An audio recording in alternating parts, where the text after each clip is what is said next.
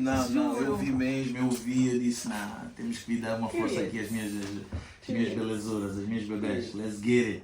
Antes de ouvir esta música, aliás, eu ouvi primeiro esta música e depois eu ouvi a Nicki Minaj Chiraq. Ok. E eu não acredito que a Nicki Minaj roubou o beat. Porque tipo, na altura, né, eu não sabia. Eu disse, o moço é bem grande, ele é grande monstro, que até a Nicki Minaj roubou-lhe o beat, não sei o quê. Eu não me apercebia do que eu estava a fazer em relação à outra folha, estás a ver? Porque eu estava a viver de uma maneira tão intensa, estava a ser tudo tão novo. Estrada, no videoclipe, eu gravei partes em Angola, partes no Porto, partes em Algarve, então foi uma junção de correria toda, limusines, a primeira vez quando então eu estava a viver aquilo tão intensamente que eu não estava... It's crazy. It's crazy. Juicy Talks. Juicy. De onde eu vim, é normal tu não receberes props. É normal tu seres odiado, então tu lidas com isso de forma natural. Porque no teu meio, no teu cotidiano, né, de onde tu vens, é normal isso. Mas só que em contrapartida isso te molda, isso te transforma, te fortalece, estás a entender? Sim. Então eu não estou à espera de props de ninguém que digam, o meu propósito foi feito, eu criei uma geração, esse foi o maior propósito. E mesmo depois de passarem vários anos, podem vir vários artistas, essa vai ser a referência. Eu não preciso que alguém me diga, moça, foste tu. Não, isso não vai me alimentar. O que me alimenta é o facto disso ter criado uma geração. E isso ninguém vai conseguir apagar, independentemente se gostas ou não, mas isso foi feito. A partir daí veio uma geração de rappers, de drillers, estás a ver? É verdade. É verdade. E eu acho que, porque depois eu estive a investigar, não é? Para fazer entrevista, acho que tu és muito novo. Novo? Fazer tanta história. Novo? Muito. Sim, novo. Olha. Pronto. Mas como tens quantos? 30? 30. Fizeste 30 há pouco tempo. Há pouquíssimo. Sim. 30 anos não é nada. 30 anos não é nada. 30 anos não é nada, principalmente com a carga musical e com a vivência que tu tens. Não é nada. Não é nada porque, imagina, quando eu estava a investigar, eu assim, a moça já deve ter pai 35. Mas depois pensei, se eu na altura tinha pai 15, ele não era muito mais velho, então ele deve estar ali na casa dos 30. Exatamente. Pelo menos. E depois eu, ele tem 30 anos, mas então, se Dope Boys já foi há 8 anos, se Cozinha Aberta, se todas as outras EPs já foram há tanto tempo, esta pessoa tem quase metade da sua idade, é metade da sua carreira. Exato. Ou seja, é muita coisa. É muita coisa. Muito. Eu comecei desde que... Mesmo a sério, vamos falar desde o tempo do Chaka Boys, foi a partir de 2009. 2009 eu tinha 11 anos. 2009, mesmo que eu comecei assim a ir para a estrada, começar a fazer shows, tipo atuações na escola, listas escolares, 70 euros para dividir por 10 pessoas. 10 pessoas, 10 malucos. Eram tipo, mas eu acho que não foi logo na altura. Acho que não foi logo na altura, porque como eu com 11 anos não via isso, né? Mas já nos meus tipo 13, 14, eu via no Facebook, vocês eram um grupo. Todos 4 coloridos. ou 5, todos. E eu adorava os jerk, eu via tudo, eu via todas as danças. Eu assim, em Portugal existe isso. Você fazia umas danças e eu, isso é fixe. E depois tipo, ouvia assim meio que às escondidas, para os meus pais não verem que eu estou a ouvir as músicas, né? Depois tipo, eu e as minhas primas ficávamos a ver, nós éramos bem desbocados na altura. E como é que isso começou? Como é que começou o movimento com os Chaka Boys? Que é o início de todos os Olha, inícios. foi o início de todos os inícios, realmente. Eu sempre fui apaixonado pelo hip hop, eu sempre tive uma visão em mim, estás a ver, que fez com que as pessoas à minha volta também bebessem dessa visão e dessa energia, estás a entender? E tinha pessoas, nós tínhamos amigos em comum no Chaka Boys, eu já conheci alguns membros, mas na verdade foi o Danny que me chamou para ir para o grupo, para o Chaka Boys. Na altura eu estava em Angola, ele dá-me o toque para fazer parte do grupo, porque ele já sabia que eu tinha essa paixão dentro de mim, também o swag era parecido, dos putos da zona, eu era sempre o que tentava se destacar. Mais americano, com olha, de cores. essa era a palavra, o americano. Estás a tentar ser americano. Estás a entender? Tentava se destacar por causa do mundo hip hop. Eu sempre fui apaixonado pelo instrumental, dança, a cultura, a energia. Tinhas alguém na família que era virado para a música? Ou não, é mesmo algo. Primeiro, olha, me apaixonei por duas coisas: a rua hip hop. A rua hip hop. Mas depois, quando eu comecei a conhecer a rua de verdade, eu comecei a me afastar. E conheci muito cedo, vi certas coisas que algo dentro de mim me dizia que o caminho não era aquele. Estás a entender? Isto em Angola? Em Angola não. Aqui. Eu estava em Angola porque fui de férias, fui conhecer a minha família, conhecer o meu irmão, estar com o meu pai, não sei o quê. Nós vimos que tu cresceste no Catujal, não é? Catujal. Minha vida toda foi cá em Portugal. Minha infância, adolescência, tudo. Eu me tornei homem aqui, estás a entender? Então...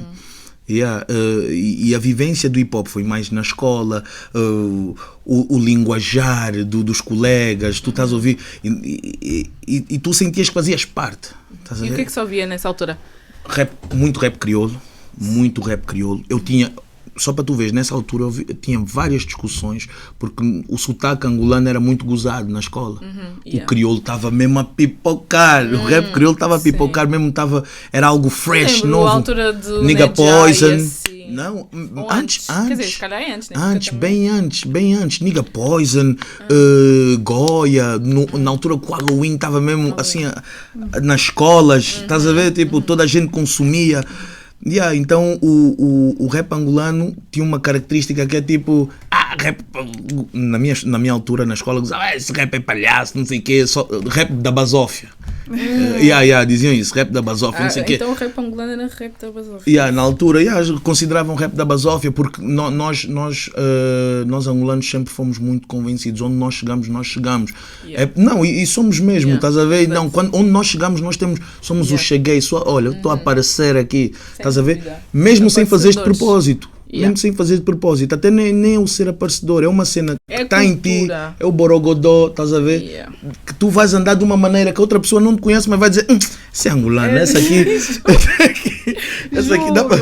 Esse aqui é angolano. Estás a ver? E nós carregamos isso mesmo não tendo nada, carregamos essa mania de ser vedeta, armado em não sei, estás a ver? Mesmo não tendo nada, mesmo estando na pobreza, isso irritava, porque tu estás num sítio degradado, na tua casa tem barata, tem... Como é que essas garinas estão a te cair? Que brilho é esse? Estás a entender? Então, os Shreka Boys identificaram-se com isso porque naquele grupo também eram histórias parecidas, estás a ver? E foi um movimento que nós criamos e aquilo... Uniram o útil ao agradável. Exatamente. Depois de eu ter entrado no grupo, eu comecei a ver vídeos de edição. Comecei a aprender a editar, não sei o quê. Editavas? Eras tu que editavas? Os vídeos do Shreka Boys era eu que editava, aprendi. Eu disse, olha, que tal fazermos vídeos, tal. Porque nós juntávamos o dinheiro. O dinheiro que nós fazíamos, nós íamos gastar no Colombo, aí comer. Estás a entender? Não tínhamos essa noção. Mas só que eu sempre tive uma veia de FS, porque vivíamos na mesma zona, que é Luz. E nas músicas eles já davam aquela knowledge, estás a ver? E eu já consumia desde puto mesmo, já consumia, porque tinha primos que faziam parte dos Street Nigga Gang, então eu estava sempre atualizado no que toca à família, estás a ver?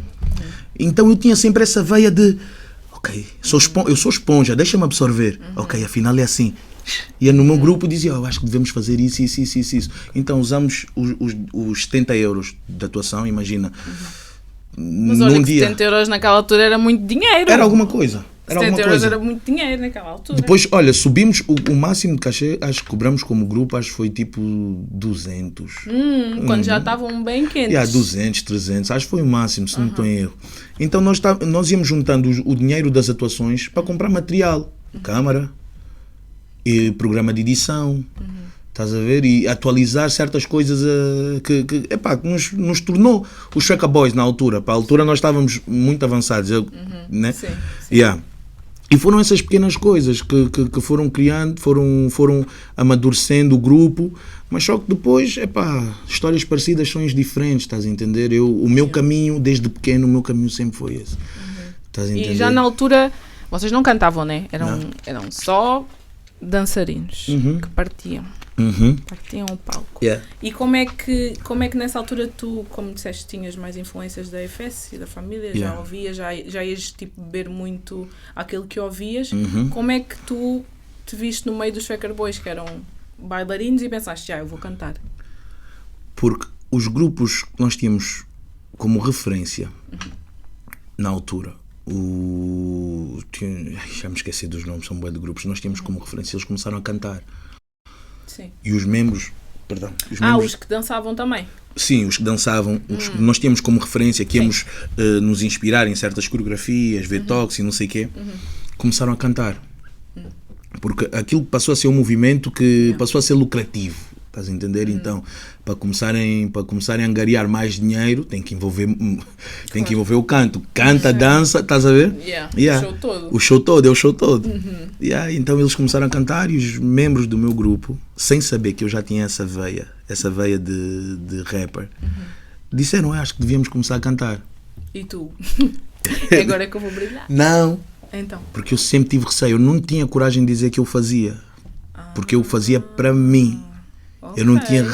Eu tinha receio de microfone dá medo.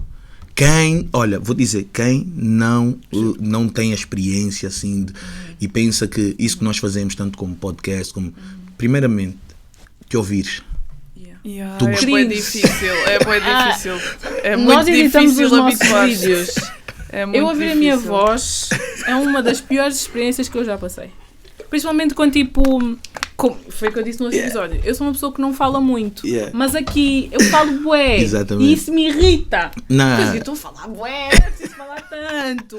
E tipo, tu ouvires a tua voz, ou seja, quando dizem que tipo, tu és o teu pior crítico, é mesmo verdade. Porque tu vais encontrar todos os defeitos quando vês a tua própria imagem, quando ouves a tua própria voz. Então eu percebi isso que estás a dizer. Então eu tendo receio de cantar, e eles começaram a criar letras, não sei o que, eu também criei a minha estrofe e fui mostrando, e eles disseram, bro, tens mesmo jeito para esse mambo, tens mesmo jeito para isso. Eu disse, não tem nada. Não tens. E eles sempre a me darem sangue, Eles apoiaram desde o início? Desde o início, eles sempre deram sangue. Eles só deixaram de apoiar quando nós decidimos seguir caminhos diferentes. Só deixaram de apoiar entre aspas, porque tipo, não dá para apoiar.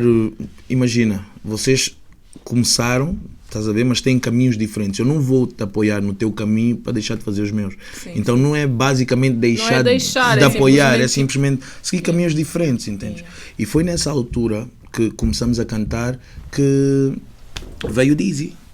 E eu e o Dizzy tornámos-nos amigos assim, porque nós dois tínhamos a veia. O Dizzy teve mais a veia de cantor. Ele já tinha mixtape, eu na altura nem sabia o que era. Estás a ver? Então o Dizzy já tinha videoclipes e eu não sabia o que isso era. Tem que ver o podcast, please. Estás a ver? Então mas é assim, eu presumo, agora eu sei que está na moda tu seres cantor, né? Está na moda, ou tipo, é uma coisa que as pessoas veem como mais fácil ou mais viável. Mas na altura, principalmente ser do estilo rap, não era necessariamente uma coisa fácil. Claro que não. Como é que a tua família via isso? Olha, do meu grupo, só para tu veres, do meu grupo dos Shaker Boys, eu fui o primeiro a dizer que vou deixar de estudar. Eu disse, vou deixar a escola. Todos em que ano? 11º. Ok. 11º. E pensaste, vou deixar a escola, vou cantar? Não, porque eu não tinha paciência para aquilo. Eu estava a seguir um curso que eu não queria seguir. Eu não estou a dizer isso para as outras pessoas incentivar a ninguém. Na escola, não é isso que eu quero, mas é tipo do género, para mim não fazia sentido, porque eu estava num sítio sem vontade. Eu não gosto de fazer papel de burro. E chumbar não fazia parte dos meus planos. Então eu estou ali a perder tempo. Eu ficava ali a pensar em música. Eu, quando comecei a ganhar o gosto, ficava a pensar em música, disse, não estou aqui a fazer nada. Isso nunca pensaste tirar alguma cena na área da música? Mídia. um curso de mídia, multimédia, mas só que na altura não tinha condições suficientes, que era tipo, nas escolas que nós andávamos, tipo Silmara. Outra vez! Essa escola é muito famosa. Silmara. Já é então, tipo... Na altura... No episódio que nós gravámos, o rapaz teve a dizer que Silmara era a escola do terror. Não, Silmara, na altura que eu andava na Silmara teve tiroteio, houve um morto. Um aluno foi morto lá dentro. Da escola. Havia lutas, esfaqueamentos constantes às 6h30. E isso influenciou-te na maneira como tu vias a escola também? Claro, porque eu ia para a escola, eu estava mais propício ao perigo na escola do que propriamente fora dela. Estás a entender? Então, eu estou a ir para a escola, eu estou a ver manos a venderem, manos a se esfaquearem, manos a andar com shot, manos dentro da escola, garinas a lutar, e depois eu estou propício a isso tudo, ainda por cima fazer uma coisa que eu não quero seguir. Disse, não, eu estou cansado disso. Eu falei com a minha mãe, eu disse, a minha cota é minha G. Eu e ela falamos de maneira muito aberta, muito à vontade, estás a entender? E eu lhe dei o ralo, disse, minha cota mesmo, meu amor, eu não vou conseguir. Pois ela compreendeu, ela não foi tão extremista, porque ela viu a notícia do aluno ter falecido dentro, e ela disse, não, isso é melhor eu sair daí. Porque ela sabe que ele sempre tive essa inveja à minha volta, estás a entender? Então ela disse, não, se já está a chegar a esse ponto, mais vale sair. Mas só que ela me pôs à prova, que é tipo, mas se tu queres fazer isso, desenrasca-te, e foi o que eu fiz. Comecei a trabalhar. Comecei a trabalhar, antes dela me dizer, eu já tinha arranjado o trabalho, que era nos Correios. Comecei a trabalhar nos Correios. Foi o teu primeiro trabalho? Meu primeiro e único. Correios. Trabalhei nos Correios, fiquei lá uns bons meses, e depois saí porque um cota a falar comigo me disse, isso não é para ti, puto. Porque eu nos Correios, assim, às vezes quando ficávamos na hora do almoço, fazia assim um freestyle, não, puto, dá, ouvi beats, a fazer uns freestyles a dizer, não, puto, dá, puto, dá. Olha, tudo motivou, meu amor. Mesmo as pessoas que não quiseram motivar, motivaram. Tudo à minha volta é uma motivação. A vida em si, só o facto de estar aqui a falar com vocês é uma motivação. Tudo à minha volta é uma motivação. Há histórias mesmo que já estão escritas. Se eu não encarar isso como uma motivação, como é que eu faço? Estás a entender? O Cota estava lá que me disse, olha, eu tenho um puto da tua idade. Tu não estás aqui a fazer nada. Ele tinha 40 e tal anos. Disse, eu já fui preso, eu deixei de estudar. Achas que é isso, que eu quero isso para o meu filho estar aqui? E ele me disse, não, tu não tens de estar aqui. Um cota mesmo, olha, ele a falar comigo, eu sentia dor nas palavras dele. Ele disse, eu fiz muita porcaria na minha infância. Na minha adolescência eu fiz muita porcaria, é por isso que eu estou aqui. Tu ainda tens tempo. E tu foste a aquilo foi uma pilha. Eu disse, tens razão, mais velho. Aquilo foi uma pilha, estás a entender? Graças a Deus eu tive sempre... mesmo não tendo o cota por perto, eu tive sempre figuras paternas em cada caminho que eu tomasse, cada escolha que eu tomasse, eu tive figuras paternas que me diziam, que orientaram em certos aspectos, estás a entender? Então, sou muito abençoado, sou muito privilegiado por causa disso. Nesse sentido. Aí paraste de trabalhar e depois foste fazer... Música 100%. Fiz 4 mixtapes em um mês. Tipo assim, tipo cúmulo 1, cúmulo 2, cúmulo 3, cúmulo 4, em um mês, 4 mixtapes. Tipo, começava a inventar, aldrabei muitas pessoas, aldrabei algumas pessoas. Eu peço desculpa a todas as pessoas que eu aldrabei. Estamos a descobrir. Exatamente, porque eu como precisava de dinheiro para pagar masterização e não sei o que, aprendi a misturar. Entre aspas, aprendi a mexer no programa, mas é tipo levantar a voz, tipo dar mais potência na voz e não sei o quê. Sim.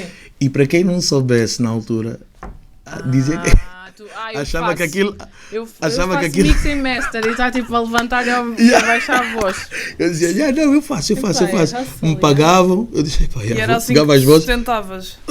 Não era assim que me sustentava, mas era assim que dava para comprar alguma coisa assim de vez em quando, material. Não, comprar nada para material, era para pagar masterização, a minha masterização. Aqui eu dizia. Fazias a dos outros e pagavas a tua. Exatamente, aldrabava dos outros para pagar a minha. Era a forma que eu tinha. Era a forma que eu tinha quando eu deixei de trabalhar. E depois foi nessa altura que eu comecei a colar mais com o Dizzy. Começamos a partilhar as mesmas ambições, que é tipo do género, bro, nós começamos a nos conhecer melhor por causa disso, por causa da música, porque ele via, poça, Modred deixou de estudar, meu irmão deixou de estudar para ir... Ele acredita mesmo no sonho. Vou fazer o mesmo. E foi assim que nós... E o que é que vocês ouviam na altura? Quais é que eram as influências, tipo, majoritariamente? A minha, vou dizer, eu tinha Força Suprema, tinha Calibrados, tinha Army Squad, tinha Reptile também na altura, Gita Finha também. Gita Finha. Onde anda? Gita Finha. Agora da nova geração, na minha altura, Regula, ouvia Regula também. J-Cap na altura, gostava de J-Cap porque era meu vizinho. Então, mas ao longo dos anos a arte dele para mim foi diluindo, então deixei de lhe ouvir, mas como era meu vizinho na altura. E como era vizinho, deixa de dar suporte no era meu vizinho. Mas então e lá de fora, não tinhas tipo influências tipo americanas? Americanas? Sempre tive. Porque eu acho que a tua arte é muito... é muito americanizada. Aliás, eu não quero dizer que é americanizada, porque eu acho que nós não devemos olhar só para os americanos como os melhores de todos, estás a ver? Temos que olhar para todos como os melhores. Mas eu sinto que tu tens uma essência muito fora da língua portuguesa. Principalmente, como eu te disse, Trafulha, tipo, quem naquela altura é que ia se lembrar de usar um beat de Chicago e fazer tipo meio que um drill. Não, mas eu tinha muita influência, como eu te disse, do hip hop. Via muito MTV. Eu tinha o irmão do, só para tu veres, a nossa história está toda interligada. O irmão do Léo, que é um dos maiores produtores atualmente, que é o produtor do Pedrinha, do VAD, produtor do Imagina Se Eu Fosse o Teu Namorado, e outros, entre outros instrumentais. O Léo era meu vizinho mesmo, assim colado. E o irmão dele, o Harold, ele sempre teve jeito para sacar coisas, emule e tal, fazer download de videoclipes que ainda não saíram cá em Portugal, e ele me passava naqueles sites ilegais, pirataria. Eu tinha bué vídeos de hip hop no meu PC. Exato. Bués. Aliás, eu lembro-me na altura que eu não sei como, mas eu consegui fazer download do vídeo do Sexual Seduction.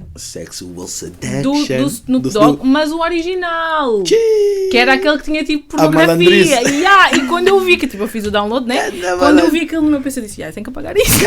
Antes que os meus pais vejam isso. E tipo, eu fazia bué downloads dessas cenas. Não sei como, mas encontrava.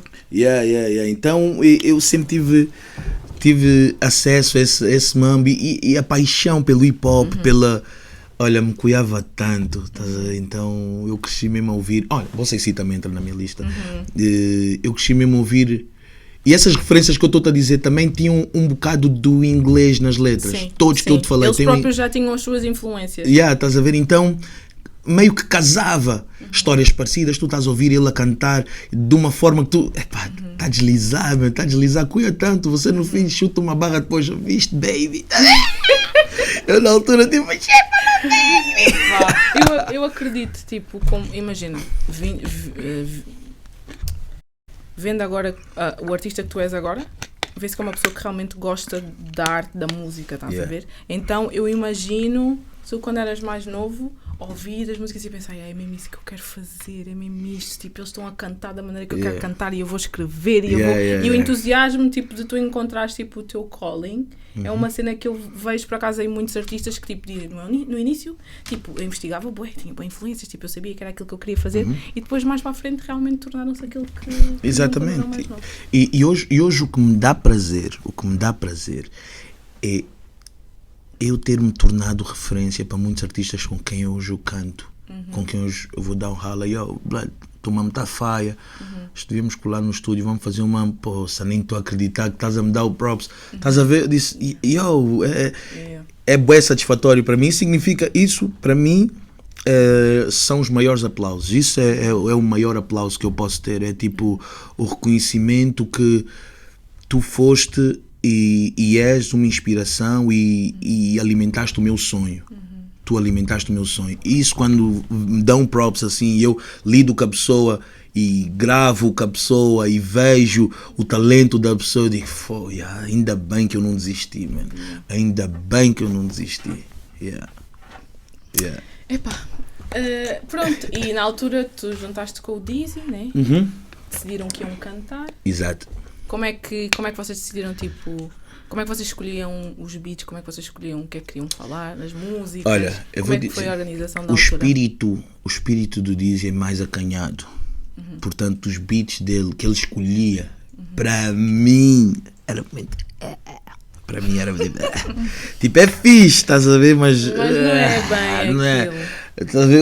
Eu tenho uma veia codurista, estás a entender? Eu tenho uma És o shut. eu tenho uma veia codurista, então eu gosto de dizer a verdade, mas não gosto de De vamos falar. Eu tenho um hip hop, a paixão mesmo hip hop, mas eu tenho a minha veia codurista, estás a entender? Então, mas vamos lhes adoçar, estás a ver? Por isso que discussão no cubico, chico, com o flow. Com o flow, estás a entender? Vai, E certos instrumentais que o Dizzy trazia não me alimentavam nesse sentido, mas só que eram necessários, porque se eu queria criar carreira, se eu queria fazer carreira disso, ter uma carreira, eu precisava de abranger os gostos musicais, estás a entender? Sim. E ele precisava do espírito de tipo, do black. Estás a ver da zona, como é? Não, aqui também drop ainda assim. Você canta bem, drop ainda assim com um flow mais a rasgar também. Então nós nos completávamos nesse sentido, estás a entender? Ele me trazia a experiência que ele já tinha de musicalidade, de sonoridade e tal. E eu lhe trazia o espírito da zona, da bola. Do kudu. Ok. Então. Da primeira música que vocês tipo lançaram? Não necessariamente a que escreveram, mas a primeira que lançaram. Lembro-me o primeiro projeto, agora a primeira que lançamos. Eu cantava tão à toa. Eu dizia com cada coisa, juro, eu dizia com cada coisa. Porque me cuia. Porque eu fui uma pessoa que não tinha jeito e fui aprendendo. Porque eu gosto tanto da arte e respeito tanto a arte que eu fui me apaixonando de uma forma que comecei a lapidar tipo a métrica, estás a ver? Então a evolução é notória, de ano em ano tu sentes uma evolução no meu linguajar, na forma de pôr as rimas e tal. O gajo do Dizzy, ele já tinha isso. O gajo já tinha. Tu vais ouvir as letras dele, tu vais... já está a dizer alguma coisa. Já está a dizer alguma coisa, já é coerente na abordagem, na estrutura do verso. Eu estou ali a falar com... Fazer rimas à toa. Olha, tem coisas que eu digo. Eu ainda tive essa conversa com o NG. Recentemente nós começamos a ouvir as músicas antigas. Eu disse, Cota, eu aí cantei à toa. Dos mixtapes mesmo, já tanto com a Força Suprema. Eu disse, tem mixtapes aí, se tu fores ouvir os versos. Eu cantei à toa. Eu fico a ouvir, eu digo, nada. Eu nunca mais ia cantar. Mas também não podias, imagina, como a arte é uma evolução, né? Ou a tua arte foi evoluindo com o tempo e com a prática, tu não poderias querer cantar. A maneira que cantas hoje, naquela altura não tinhas a vivência, não tinhas a experiência, não ia soar tão bem. Claro, mas estás a ver, bebê, não é o querer, é o notar. Sim, quando tu notas isso, quando tu vais ver daqui a uns anos, tu vais fazer certas coisas, tu vais ver, ai que horror, eu soubesse não fazia isso. Estás a ver? Isso é um bom sinal. Isso é um bom sinal, tu tens noção.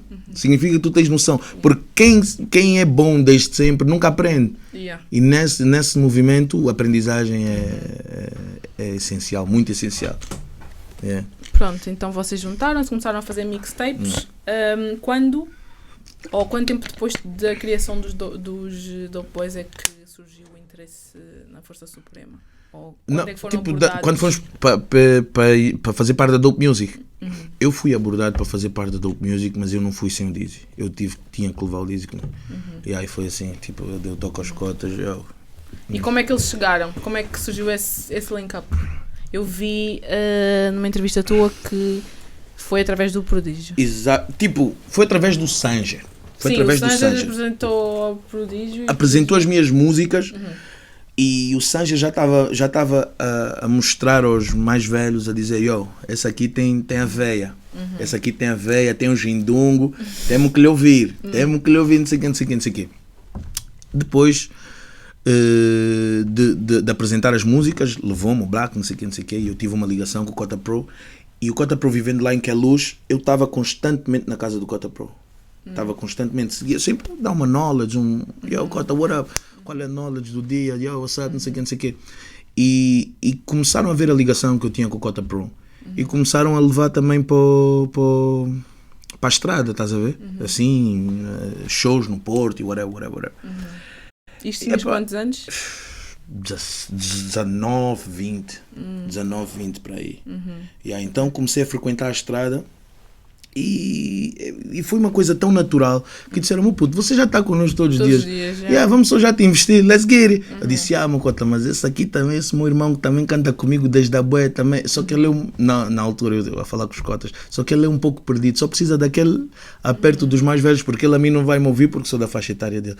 Então precisa sempre daquele aperto dos mais velhos, só para ele se concentrar, saber mesmo que ele foi feito para fazer isso. E aí foi o que aconteceu, os cotas ouviram, deram conta do talento é impossível não dar e pegaram. E o que é que tu sentiste na altura? Eu disse, ser acolhido assim. Porque eu já sabia que ia acontecer, porque foi das primeiras coisas que eu meti na cabeça. Os cotas vão me assinar. Eu meti na cabeça, os cotas vão me assinar.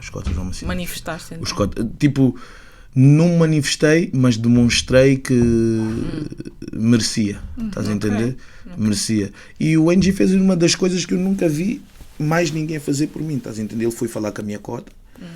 Vou falar com a minha cota já queria ir para Angola porque a vida aqui, o filho não está a estudar, são contas e não sei o que, ela quis ir para Angola. Mas só que ela queria ir com uma segurança de que eu ia ficar bem, estás a ver? Então o Angie deu essa segurança à minha cota, então, Ela foi e abraçou o Angie como filho. Também e ela hoje tem uma ligação muito forte com todos, né? Mas principalmente com a Angie por causa desse gesto, estás a entender? Acolheu o filho dela. E o Cota Pro fez o mesmo com o Dizzy, foi à casa da mãe do Dizzy para falar do irmão, para falar com o Dizzy, não sei o que. Fomos acolhidos dessa forma, foi tipo, não se preocupem, eles estão connosco, estão bem, estás a entender? E mais ninguém tinha feito isso por nós, estás a entender? Então, eles foram meio que figuras paternas para vocês, então? Foram irmãos mais velhos mesmo, porque a figura paterna,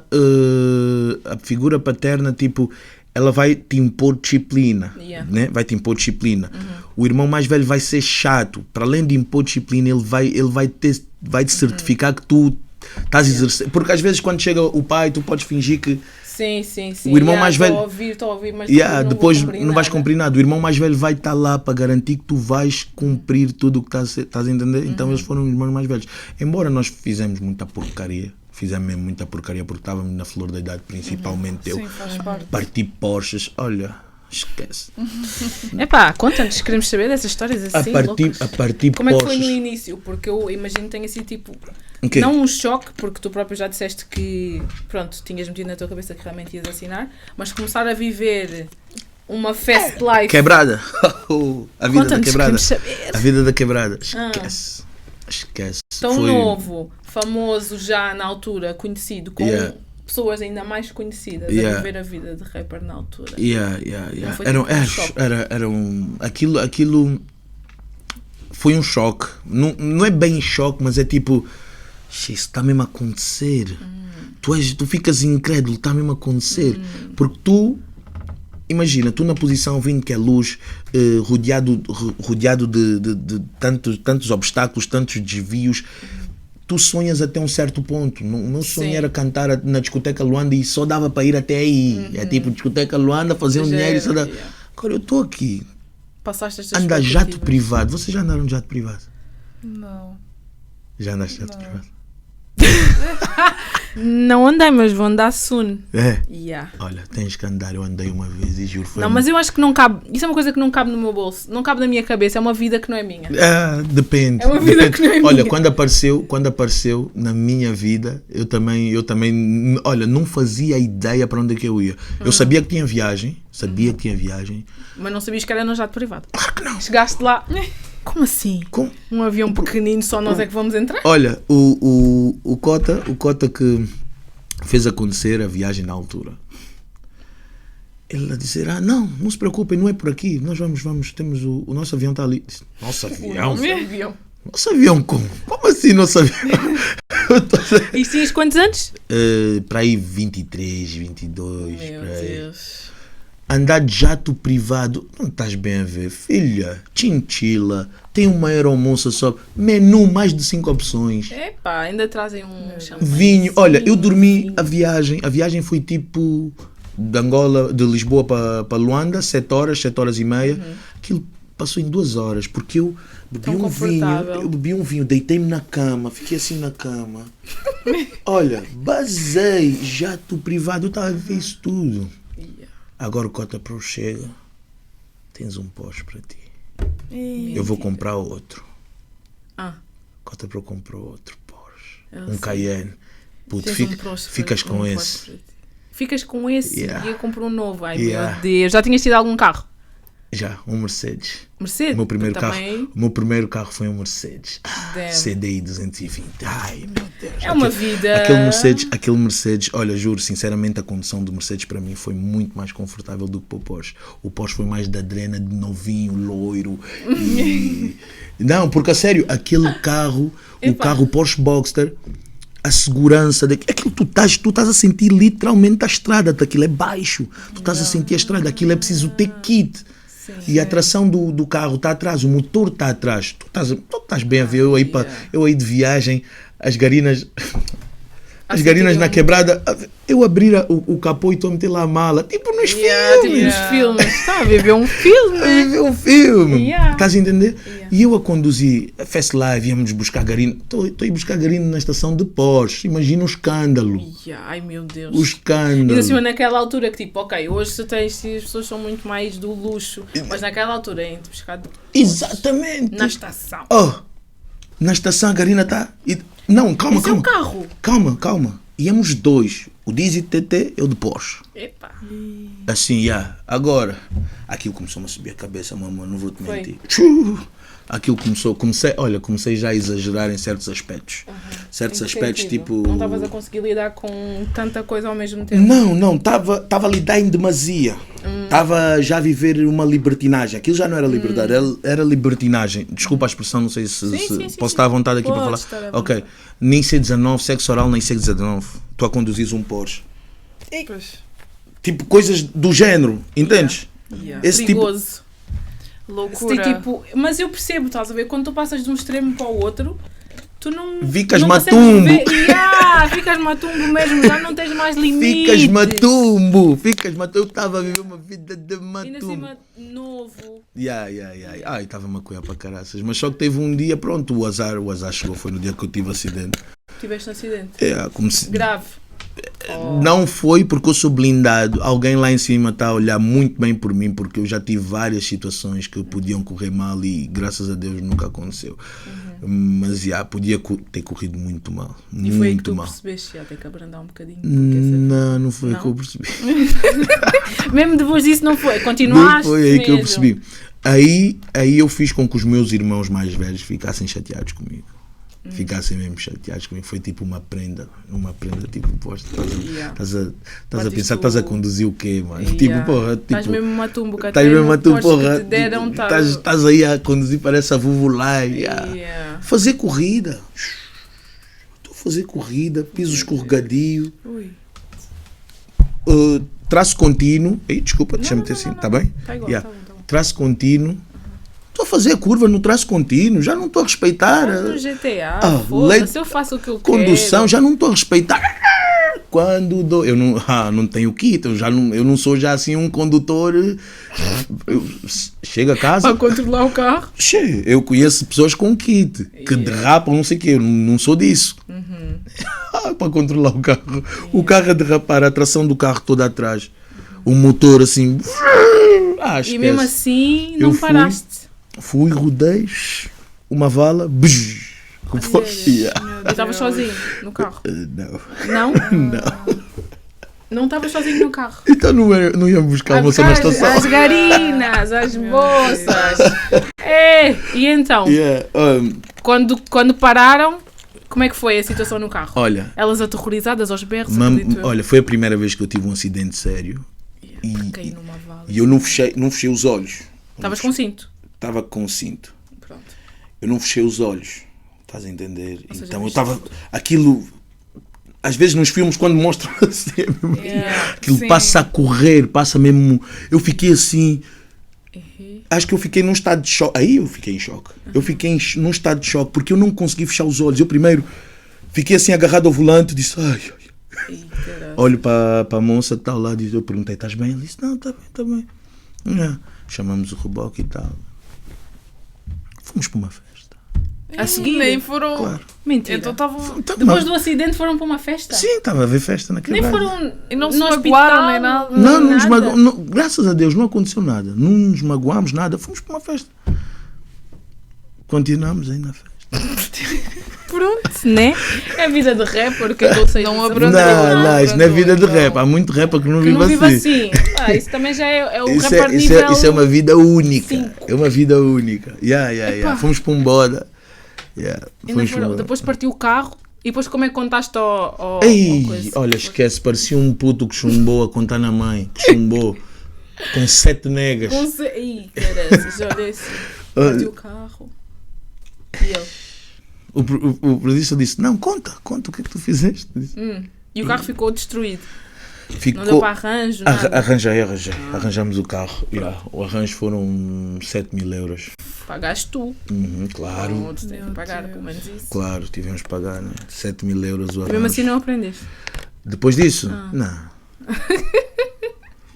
Depois disso não. Depois ainda continuei com a Não, vida, não. festa, não sei o quê. Não, eu aprendi a situação que me deixou mesmo. Mas eu aí já estava a ganhar maturidade. Maturidade, não idade, mas maturidade. Foi o que me aconteceu de ter ficado preso 6 meses na prisão domiciliária. Isso já foi mais recente. Sim, mas era já uma altura que eu estava. Eu disse, não, já chega também. Porque nessa altura vocês já tinham lançado Cozinha Aberta, já tinham O Cozinha lançado- Aberta 3, qual que eu estou na capa? Cozinha Aberta já tinha Sim. saído. Sim, ou seja, já estavas numa fase em que já tinhas evoluído como artista, já estavas a viver Exatamente. a vida de artista há muito Já tempo. já tinha batido com o pó, já tinha sido detido em Moçambique, no avião, já tinha Em Moçambique. já tinha ficado bêbado ao ponto de cair do palco, já tinha saído no meio de uma atuação porque estava com calor, já tinha feito viver mesmo. Mas conta lá isso de De quê? ter sido preso em Moçambique no avião, o que é que se passou? Não, estava com uma estala, bebê.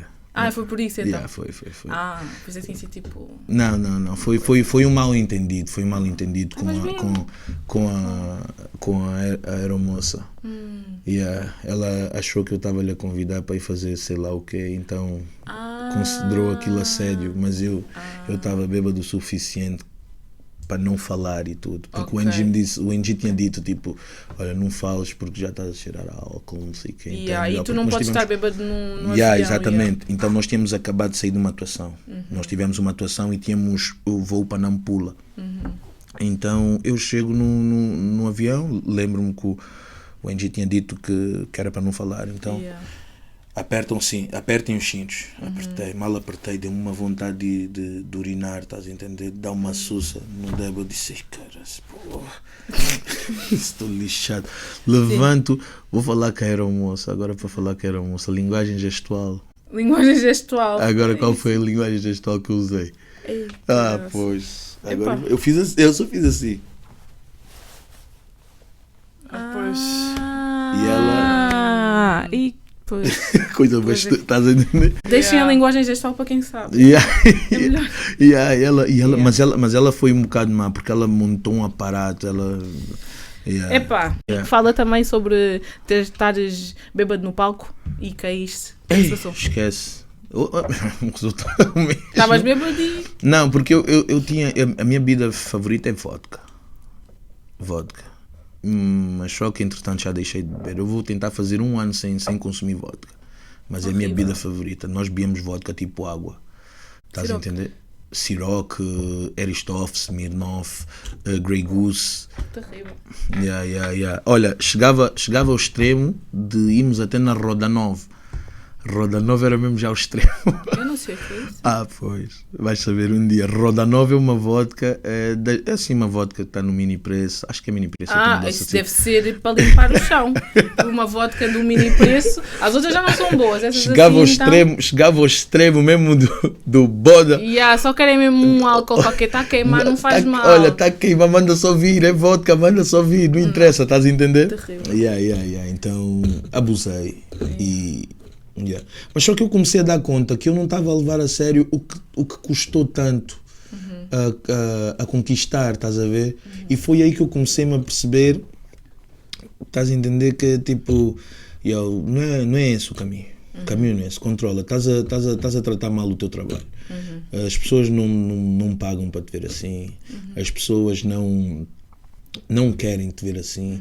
E depois de tanto trabalho também. Depois de tanto trabalho, estás a entender o objetivo, de onde a gente vem, principalmente, porque essas pessoas é que estão lá à espera de uma oportunidade de sonhar, tipo, também quero fazer o que ele faz, estás a ver? Também quero seguir. E é uma trajetória que define o respeito, estás a entender? É a tua trajetória, as tuas histórias, o que tu tens para contar, o que tu tens para passar. Isso aí é que define o respeito que as pessoas têm por ti, estás a entender? Então, que a vontade tenho eu, depois de ter saído de onde eu saí, ter vindo de onde eu vim, ter visto o que eu vi, para depois ter essa oportunidade e desperdiçá-la simplesmente porque por causa de drena, por causa de vodka, por causa de quê? Tipo, ao ponto de não conseguires levar a sério o teu trabalho. Porque podia-se justificar se fosse mais do que um, mas era sempre o mesmo, estás a entender? Monstro o problema. E eu estava sempre um problema. Tu eras o problema do grupo. Não. Portava mal. Não, mas imagina, o problema é que eu não estava a ser um problema para o grupo, eu estava a ser um problema para mim mesmo. Ti. Estás a entender? É a forma como as outras pessoas vão olhar para ti, com respeito. Claro. Tipo, terem uma consideração, saber, esse veio daqui, conseguiu, mesmo aos poucos, mesmo sendo independente, ele está aqui, está a fazer. Estás a entender? Esse respeito que tu tens que carregar, porque se tu perdes isso, há coisas que basta perderes uma vez, perdes tudo, e respeito é uma delas, estás a entender? Sentes que as pessoas, tipo, tiravam-te a credibilidade por causa do teu comportamento? Tiravam a credibilidade e já estavam à espera que fizesses porcaria. Já estão à espera mesmo. Quando é que tiveste a noção de que... O clique. Eu precisei mesmo de ficar 6 meses em casa, fez muito bem. Em casa sem fazer nada. Porque na gravação do... Está a brincar com quem? Está a brincar com quem estavas prisão domiciliária. Com a pulseirinha. Olha, eu estava com o pé assim, se tu fores a ver o videoclipe, um está fora e outro com a pulseira está... Não... senão apitava e eles... E como é que foi para ti na altura, tipo, saber o impacto de tu saberes que agora vou ter que ficar preso? Como é que tu lidaste com isso? Podia ter sido pior. Podia ter sido pior. Okay. Então foi suave. Foi suave no sentido de nos primeiros dias eu fiquei... Porque uma pessoa que estava a viver tão festa como tu disseste aqui, tipo, ficar preso, claro que podia ter sido pior, podias ter sido mesmo preso na prisão e podia ter sido mais tempo, mas eu acredito que para uma pessoa que já estava a viver a vida de artista... Eu não vou te contar detalhadamente. Não. Mas eu vou te contar a situação. Sim. Assim, um pequeno resumo, vou-vos contar. Estou a sair do show. Sim. A sair do show, a entrar no hotel.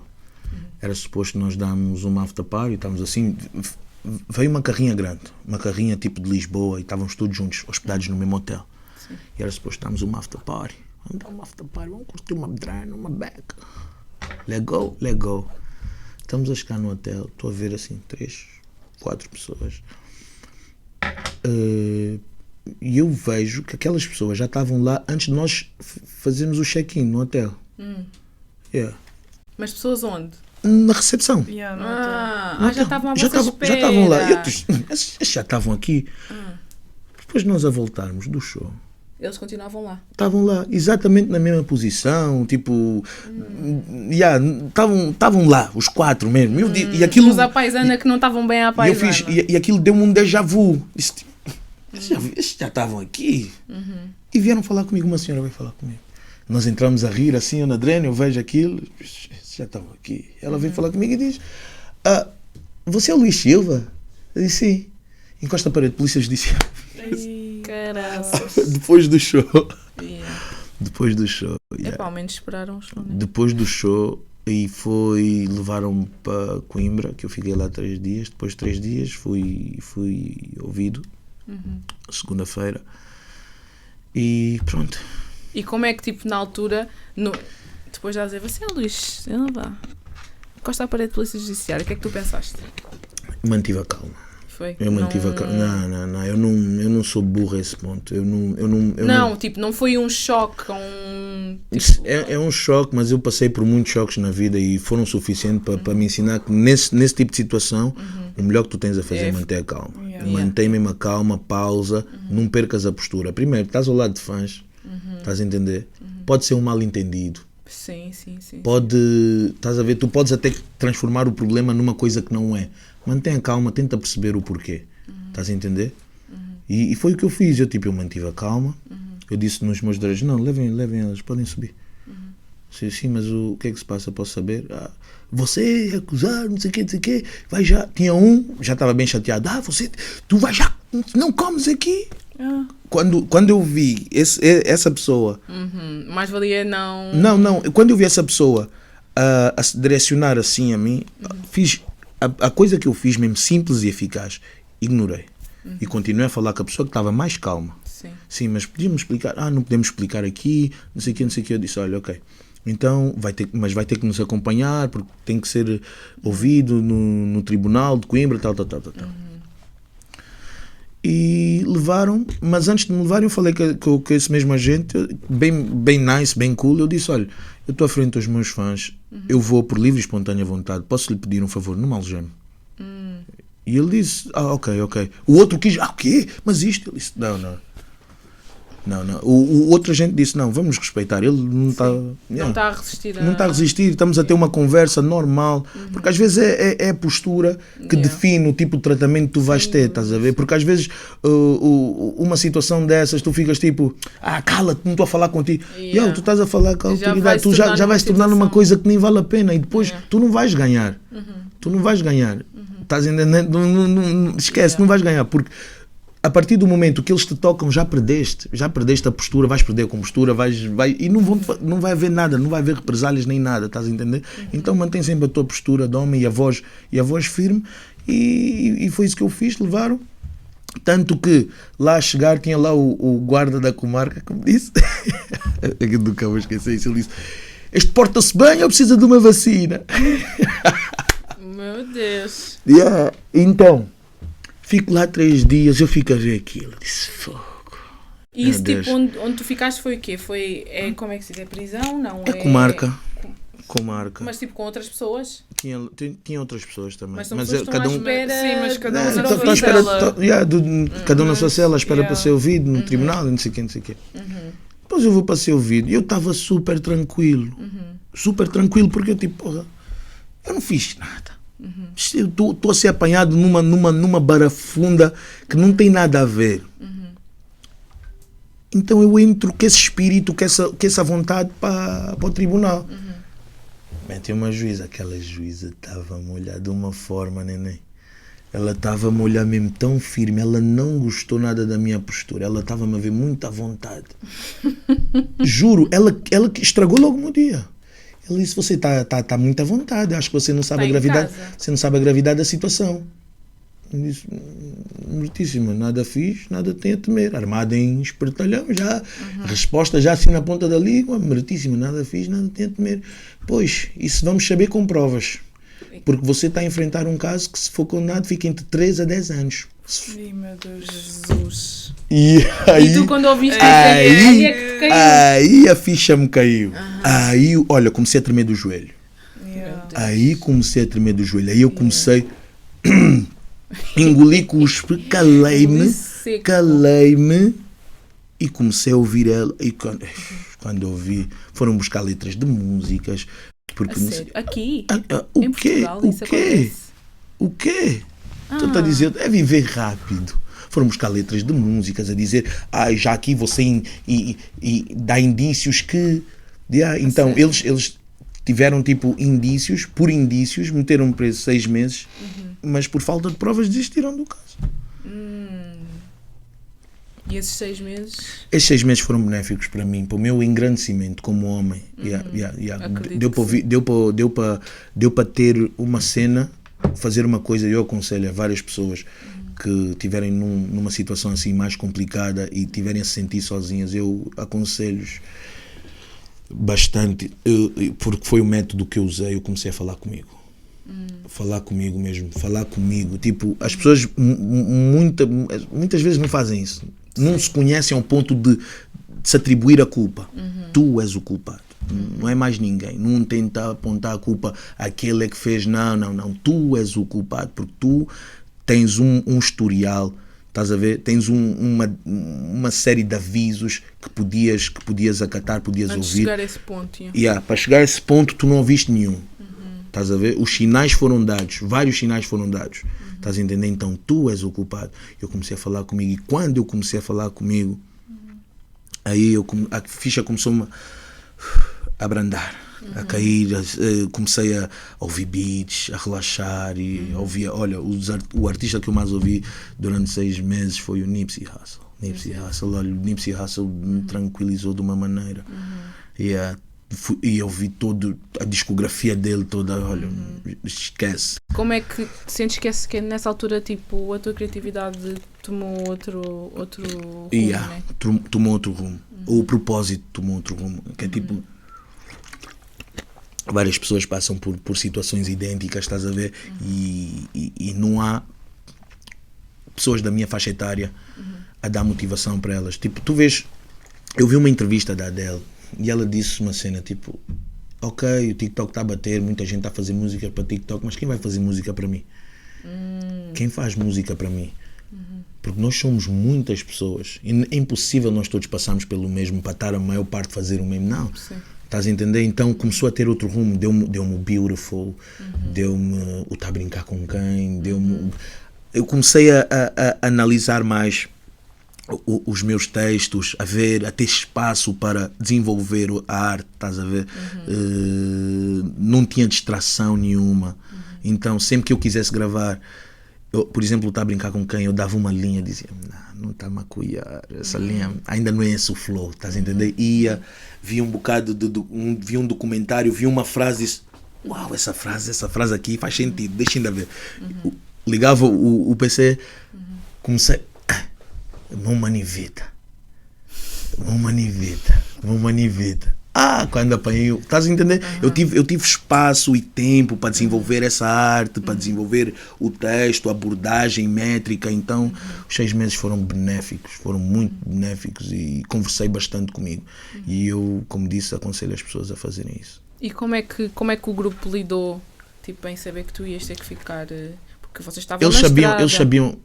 Aquilo que eu fui acusado, eles sabiam que eu não tinha feito nada disso. Não, era impossível. Eles já tinham noção disso. Eles já tinham noção que não ia dar em nada. Se desse, é que eles iam... Porque quando tu estás de indícios, tu podes apanhar ou preventiva, que são 9 meses e ficas lá mesmo preso, ou podes apanhar domiciliária. Eles não tinham provas suficientes para meterem preventiva, sequer. Okay. Aquilo foi só já aquilo foi uma situação que Deus me disse mesmo, olha, estás a precisar desse castigo, acalma, estás a precisar desse castigo, estás a entender? Sim. Então os cotas já sabiam que, e eu até, quando vieram ter comigo, eu disse, eles disseram, mas a culpa é tua, porque esse mesmo de levar pessoas para a estrada, levar muita gente para a estrada, pois young niggas também estão na caminhada, vocês têm que ter noção disso, não levem toda a gente para a estrada, nem toda a gente merece usufruir da vossa bênção, estás a entender? Nem toda a gente merece usufruir da tua bênção, tu tens o coração bom, vem da zona, tenho que ir com os meus dreads, tu podes ir com os teus dreads, mas são os teus dreads que vão definir se vais ficar preso entre 3 a 10 anos. Mas por acaso isso, como falaste do Nipsey Hussle, e pronto, eu vejo alguns documentários e mesmo podcasts sobre as coisas que acontecem nos Estados Unidos, mais no mundo do rap, e tipo, o Nipsey Hussle também foi um dos artistas que tipo morreu no bairro dele. As coisas tipo tendem a acontecer sempre de onde tu vens ou com pessoas que tu já conheces há algum tempo. Exatamente. Tanto é que eu vejo um podcast que é do Joe Budden, Joe Budden Podcast, e ele tipo diz, tipo, eu percebo que tu queres levar os teus amigos de sempre, mas se os teus amigos de sempre não se adaptarem ao ambiente que tu vives agora, eles vão ter comportamentos de lá, no sítio em que tu estás. Isso pode trazer vários problemas. E tu sentes que, tipo, essa fase da tua vida foi muito porque estavas a trazer pessoas que se calhar não tinham que estar lá. Não estava a respeitar tanto o que eu... É isso do respeito tu conquistas, estás a ver? Tu tens um respeito. As pessoas te recebem em estabelecimentos porque respeitam o teu trabalho. Tu tens um tratamento porque tu sabes respeitar o facto delas te tratarem desse jeito, estás a entender? Então isso cria uma amizade na estrada, em todo o sítio, no negócio, que é tipo, ele sabe estar, ele respeita o trabalho dos outros, estás a ver? Ele é digno de respeito. Quando tu levas uma pessoa que não está habituada a esse lifestyle, estás a entender? Ele vai achar que aquilo, ele vai ser mais artista que tu. Estás a entender? Porque tu vais ter aquela noção, não, vamos respeitar. Eu já estava a ter aquela noção do tipo, está na altura de abrandar os cavalos, vamos respeitar, respeitar. Estás a entender? Sim. Mas só que eu não estava a passar essa mentalidade das pessoas à volta, porque eu estava a levar muita gente para a estrada. E os cotas já tinham me dito, estás a levar muita gente para a estrada, é muita gente aí. Tanto que eu te disse, a entrar no hotel, era uma carrinha grande, tipo, after party, já íamos dar uma after party no hotel, estás a entender? É tipo, estás a levar muita gente, é muita confusão, estás a entender? E as pessoas às vezes não sabem porque não passaram, não tiveram processo, estás a entender? Tu que tiveste o processo, tu és o culpado, porque tu é que estás a permitir que eles desrespeitem o teu local de trabalho. Porque no fim do dia é um local de trabalho. É o teu local de trabalho, porque tu não vais lá no McDonald's, por exemplo, se ele estiver a trabalhar no McDonald's, chegas lá na parte de trás, olha, quero 10 hambúrgueres, e tiras, porque ele é teu amigo. Mas no teu trabalho ninguém respeita, porquê? Porque é festa, estás a entender? E aí notas, vês o quão respeito eles têm pelo teu trabalho, estás a ver? Porque eu não vou lhe chatear no trabalho deles, eles vão no meu, fazem porcaria, estás a entender? E eu disse, não, mas a culpa acaba mesmo por ser minha, porque a cabeça és tu. Olha, vou dizer uma cena, rapper é das profissões mais cobiçadas. Nós temos um dos empregos, estás a ver, um dos empregos mais cobiçados e mais perigosos. Mais perigosos. Sabes porquê? Nós estamos estamos constantemente a tentar provar, ou não é tentar provar bem, não é bem tentar provar, mas como é que eu posso dizer? Nós estamos constantemente a ser cobiçados pelo nosso lugar. Vou-te dar um exemplo. No início, tu estás a ganhar pouco. Isso não tem futuro, rap. Rap não tem futuro. Quando começas a ganhar algum, os dreads da zona, isso também não canta nada. Estás a entender? Depois, quando começas a ter um reconhecimento que é inegável. Lá fora, aqueles é do meu bairro, lhe conheci. É inegável. Quando é inegável, tu vês pessoas que nunca fizeram arte querem fazer por causa do lifestyle. Querem fazer por causa do lifestyle, não é pelo amor, estás a ver? Sim. É o lifestyle, quero ter o lifestyle, tal. Então, o nosso lugar é constantemente cobiçado, porque até há pessoas que têm dinheiro e mesmo assim querem ser artistas. Porque é o lifestyle, não é necessariamente o dinheiro. É o reconhecimento, estás a entender? O lifestyle não é o poder que nós temos na nossa voz, o tipo poder de dizer, eu se disser, por exemplo, olha, não façam isso, a probabilidade de 100 pessoas, 10 mil pessoas ouvir e acatar mesmo é muito grande. É um poder muito forte. É um poder muito forte. E é isso que é respeitado, o poder. Estás a entender? Então o nosso lugar é muito cobiçado, é mesmo muito cobiçado, constantemente. Estás a entender? E há pessoas, e se tu reparares, tu vês artistas, nunca vais ver um artista, ou nunca, pronto, até agora nunca viste nenhum artista a sair de R&B para ser rapper. Mas vês rappers a serem cantores de R&B. Sabes porquê? Porque o rap é a base. Tu quando entras no rap, tu tens a aceitação das ruas. A aceitação das ruas é a base, já solidifica a tua carreira, é logo. E depois já tens solidificado o rap, já podes fazer outros estilos. Aliás, tens o Tory Lanez. Tory Lanez quê? Tory Lanez começou... Como quê? R&B? You crazy. Kinda. You crazy. Então, mentira, ele começou como rap, depois é que foi para meio R&B. É verdade. É verdade. Estás a entender? O respeito que tem pelo rap não é um respeito que é mostrado. Sim. Estás a entender? Sim, mas o respeito que eles têm é muito, mas não é mostrado. É verdade. Por isso é que nós temos uma profissão muito perigosa e muito cobiçada. É mesmo muito cobiçada. Eu estou-te a dizer que já meteram cocaína numa... Porque lá está, eu deixava toda a gente entrar, after party, vem. Perigoso. E um dread dá-me um pica e diz, não fuma aí. E o meu amigo pega, não fuma esse mamo. Quando abrimos, tinha lá muito de cocaína, meteu lá. Meu Deus. Isso foi. Meteu, sei lá o que é que podia me dar, não sei, podia ficar viciado, podia... Não sei, estás a entender? São os ambientes também. É verdade, muitos nesse tipo de lifestyle perdem-se. Mas por acaso assim na música, eu acho que nós não temos assim muitos exemplos. Acho que tens mais assim nos atores, nas atrizes da Disney que ficam loucos, malucos, porque viciados. na música nós estamos na geração do politicamente correto, bebê. Eu nunca fui politicamente correto. Nós também nunca fomos politicamente corretos. O que acontece no mundo da música, eles fazem de tudo para não mostrar, porque pode manchar a imagem que eles carregam desde o início. Eu se fizer música ou fizer uma carreira de músicas a dizer que eu não traio, me apanho num hotel com 5 gajas, perdes a credibilidade. Tu tens de ser politicamente correto. Nós não precisamos desse politicamente correto. Nunca vivemos com esses tipos de filtro. Estás a entender, bebê?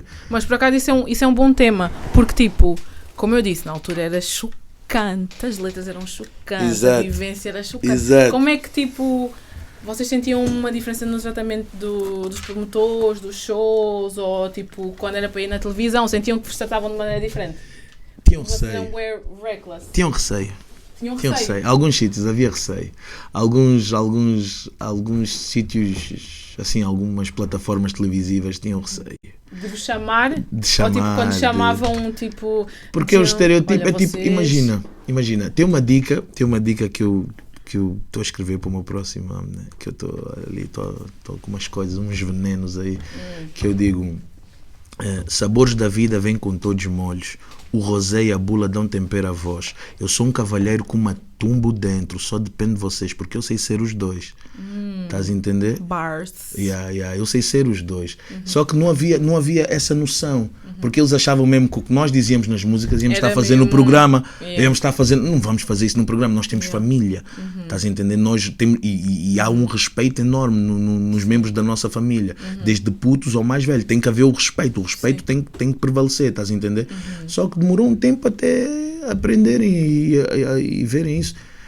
Eu também só comecei a dar entrevistas, a vontade que eu tenho para falar e não sei o quê, foi recentemente, porque eu não me sentia à vontade, porque era muito reckless na abordagem e às vezes quando tu cresces tu mudas a abordagem porque há outras formas de explicar, estás a entender? Então, Mas vamos voltar então um bocadinho atrás, porque não falámos sobre mixtapes de Cozinha Aberta. Cozinha Aberta, Cozinha Aberta, parte 3, parte 1, parte 2. Não, Cozinha Aberta. Cozinha Aberta, todas as sagas, acho que foi das sagas que mais me cuiou, assim, de trabalhos da Dope Music. Como é que foi, criar a primeira? Porque vocês são muitos. São muitos. Nós vivíamos no estúdio. Sim, eu percebo, mas imagina, o Urna, são 5 minutos de música. Urna foi para o Caveira, sim. Foi um momento específico. Aquela mixtape em si foi um momento específico, um momento que provocou aquilo. Um momento de bifes, de rixas entre grupos. Rixas naquela altura, eu não estava a perceber nada. Eu disse, mas essa música é para quem? Quem ganhou? Quem é que não ganhou? Mas são muitos. Como é que decidem, como é que decidiram, agora aqui, quem vai cantar sou eu vou entrar assim, há uma hierarquia nesse sentido? Não. Na arte não pode haver isso. A arte é complexa demais para haver esse tipo de hierarquia, estás a entender? O que tu tens para transmitir, tu transmites. Se for bom o suficiente, fica o tempo que tem que ficar, estás a entender? Se não for, temos pena. Tira-se. E vocês, por serem... São todos do rap, mas têm todas personalidades fortes. Personalidades fortes e têm identidades musicais diferentes também. Vocês têm, facilidade em trabalhar em conjunto, porque, como tu disseste, estão sempre juntos, ou estavam sempre juntos na altura das gravações. na altura, quando escreveram o primeiro Cozinha Aberta, tiveram alguma dificuldade em tipo... tipo, rivalidade entre vocês, tipo, esse meu verso está mais fixe. Não, esse aqui é que está melhor, esse é que está melhor. Nós como homens, nós temos uma competitividade assim entre irmãos saudável. Que é tipo do género, eu estou a ver o meu irmão está a dropar um verso podre, eu não vou lá relaxado, tipo, vou dropar um... Não, Vilo, você está a dropar assim, eu também vou carregar. Estás a entender? Então havia essa competição saudável, porque ao fim e ao cabo é pelo bem da música, não é para ver quem é que dropou mais numa música podre, ou estás a ver? Como é que eu posso dizer? Nós nos alimentávamos dessa forma. Os young niggas traziam o espírito, os mais velhos traziam a experiência. Estás a entender? Então nós nos inspirávamos assim dessa forma. Tá? E sentes que vocês aprenderam muito uns com os outros? Sentes que tipo, claro que sim, claro que sim. Claro que sim. Eu quando fui com os cotas, eu não escrevia, eu não conseguia escrever. Estou-te a dizer que a minha trajetória foi mesmo de não conseguir escrever. Eu não escrevia letra nenhuma música. Eu pensava, e não era freestyle. Porque eu pensava no verso, mas só que eu tinha preguiça de estar a escrever e eu não gostava de estar no microfone e estar a olhar para um papel. Eu gostava de estar no microfone, olhos fechados e a visualizar aquilo que eu estou a dizer, porque eu sinto que crias um filme e as pessoas também vão sentir a mesma coisa, estás a entender? Porque tu vais detalhar de uma maneira como se estivesse a viver no momento e as pessoas vão sentir isso, vão dizer, pô, esse Switch sentiu mesmo esse mambo, estás a ver? Então eu não usava muito a técnica do papel, escrever no iPhone. E os cotas ao longo dos anos começaram a adotar essa técnica. E eu passei a adotar a técnica de escrever. Porquê? Porque quando tu escreves, tu estruturas melhor o verso. Quando tu não escreves, por norma, tu cantas como se estivesse a falar. Sim. Há certas coisas que eu dizia, tipo... Olha, por exemplo, tipo. Estás a cantar e dizes, tipo. Tipo. Sim, estás a ver? Sim. Isso é um traço da linguística. Que tu, se calhar, quando estás a escrever, não ia escrever não vais escrever tipo quando estou a falar. Exatamente. Tu não vais escrever tipo. Então nós nos alimentamos dessa forma. E os Cozinhas Abertas, a saga da Cozinha Aberta foi tipo isso. Foi tipo, nós nos alimentamos sempre nessa competição saudável, porque é sempre rijura, desde beats instrumentais. E nós acho que temos para aí umas 200 músicas que não lançamos. É porque Força Suprema tem muita música, mas muita música mesmo. E mesmo tu tens as tuas mixtapes, tens mixtapes com o Dizzy e com o Prodígio, tens mixtapes com Força Suprema, com toda a gente.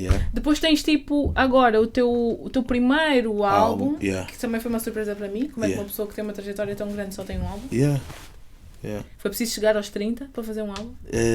Ou tipo, sentiste que não estavas preparado antes? Ou... Eu vi o processo de álbuns, eu acompanhei o processo tipo desde o Filho das Ruas, o King, o Castelos, estás a entender? Os FS for Live, estás a ver? União fez a força.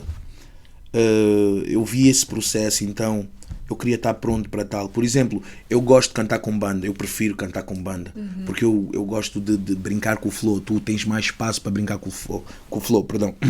Mas só que playback na nossa realidade, no nosso mercado, estás a entender?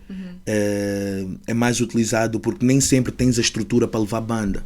Sim. Sem dúvida. Estás a entender? E eu tenho, como eu disse, eu sou uma pessoa com os pés muito assentes na terra. Eu, para fazer uma cena, eu tenho que me sentir mesmo pronto para fazer essa cena, para eu poder denominar um álbum, desde instrumentalização, desde aquilo que eu vou dizer, a minha abordagem. Então isso tem que passar por uma trajetória e uma mudança pessoal, porque eu tinha que mudar como homem, tinha que ser homem suficiente para me pôr à frente e dizer, não, isto aqui é o meu álbum, é o meu primeiro álbum. Agora sinto que consigo fazer álbuns, porque a instrumentalização desse álbum, do Distúrbios Mentais do Monstro, a instrumentalização é muito live, tem muita música assim de banda, estás a entender? Um coelho para caraças, estás a entender? Então eu já me sinto à vontade, já sinto. Para tu criares o álbum, como estás a dizer, precisaste de sentir à vontade. À vontade, tipo, a trajetória, ter uma história para contar, ter uma história para contar, uma transição de puto, o maluco, o homem de família, mas ainda maluco. Há coisas que nunca mudam, né? Estás a entender? Mas então explica-nos mais ou menos como é que foi tipo, o teu processo para criar este álbum. As faixas todas foram feitas, tipo, criaste-as nos últimos 2 anos ou já tinhas algumas já de há não sei quantos anos atrás? Casa da Madrasta levou uma transformação enorme, porque Casa da Madrasta foi depois de eu criei essa música quando estava de pulseira. Então a minha abordagem não era coerente. Eu estava a falar, eu estava a dizer coisas ali, estava a falar do racismo de uma maneira muito superficial. Estás a entender? E eu sou porta-voz, querendo ou não. Eu tenho que assumir essa responsabilidade. Eu sou porta-voz. Então há certas abordagens que eu não posso ter. Porque senão eles vão achar que aquilo é que é certo. Não. E a minha abordagem na altura não era coerente. Eu estava a dizer, se fosse um preto, se fosse um branco, não ia passar. Estás a ver? Essa abordagem não é coerente. Porque eu não posso negar a minha história. Porque na minha própria zona, pessoas mesmo parecidas comigo me odiaram. Eu tive que ser aceito lá no Porto, onde um dread que nem me conhece, nunca me viu. Foi preciso ele gostar para eu poder ser aceito na minha própria zona. Estás a entender? Então a abordagem não estava coerente. Então eu refleti e disse, vamos dar algo mais maduro. Agora, teve músicas que eu gravei uma semana antes de sair o álbum. Foi tipo essa viagem. Foi tipo uma viagem assim. Mas e sentes que, como estavas a dizer, tu és porta-voz, sentes que atualmente a tua música é feita tipo como uma intervenção ou como reflexão? Não, a minha música é feita como eu vivo, meu amor. Mas não sentes que conquistaste o poder de dizer a verdade e tentar influenciar os outros a fazer o bem? Eu sinto, tipo, imagina, de fazer o... Agora, fazer o bem ou tipo... conseguires fazer com que as pessoas percebam o que é que se está a passar no mundo. Certos assuntos, como o racismo, como estavas a falar sobre o racismo. Exatamente. Por exemplo, nesse projeto, eu senti a necessidade e a responsabilidade de o fazer. Eu não vou fazer isso constantemente porque não é, por exemplo... Não é o teu objetivo principal. Não é o meu objetivo. Eu não sou de dar conselhos. Meu irmão, eu não sei a situação que tu estás a passar. Porque eu já tive que fazer coisas más para algo dar certo. E fiz muitas coisas más para poder ter algo certo na vida. Estás a entender? Então eu não sei a situação que estás a passar para eu poder dizer não faças isso. Estou a ser hipócrita. Estás a entender? Porque tu não sabes o que é que aquela pessoa está a passar. Qual é a situação que lhe obriga a fazer aquilo. A única cena que eu digo é tudo tem consequências. Depende das tuas escolhas. Faz as tuas escolhas.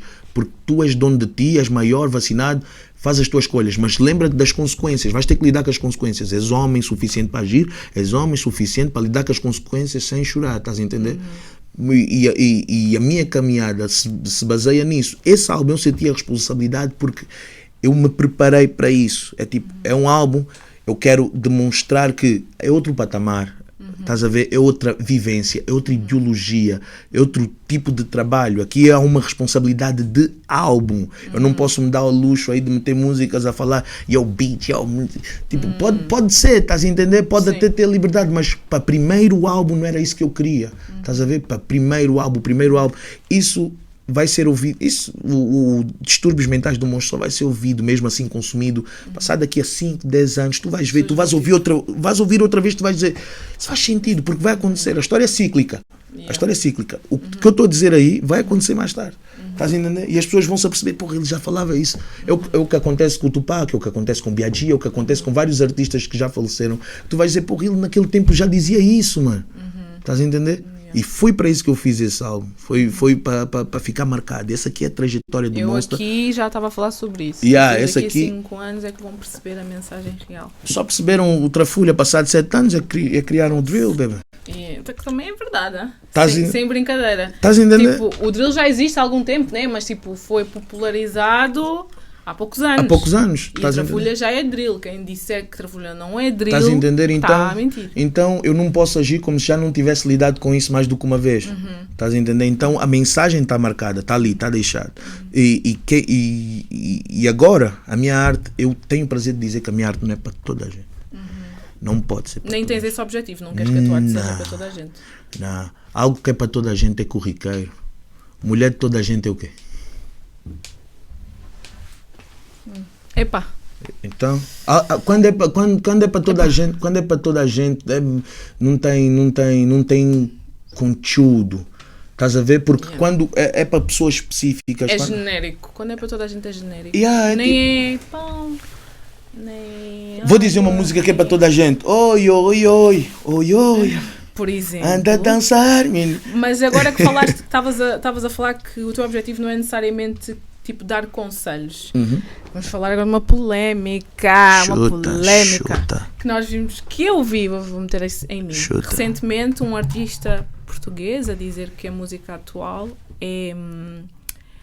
tem conteúdo homofóbico e faz mal. Basicamente a dizer que a música atual, a música que é feita agora, não tem conteúdo e faz mal às pessoas. Tu és dessa opinião de tipo colocar ou julgar a música pela mensagem que é passada agora, ou sentes que tipo a arte é a arte e eu não posso etiquetar a arte de ninguém como sendo isto ou aquilo, porque se calhar no meu tempo eu também fazia o mesmo. Eu vou-te dar duas perspectivas.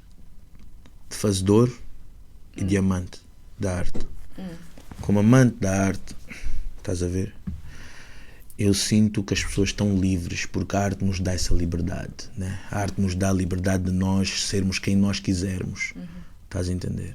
As pessoas são livres. Eu não vou estar aqui a dizer que a arte atualmente... Não, porque eu contribuí para que abrissem portas, para que no meu mundo, na minha realidade, tivessem a liberdade de poder cantar assim, disso fazer parte, porque na minha altura eu fazia.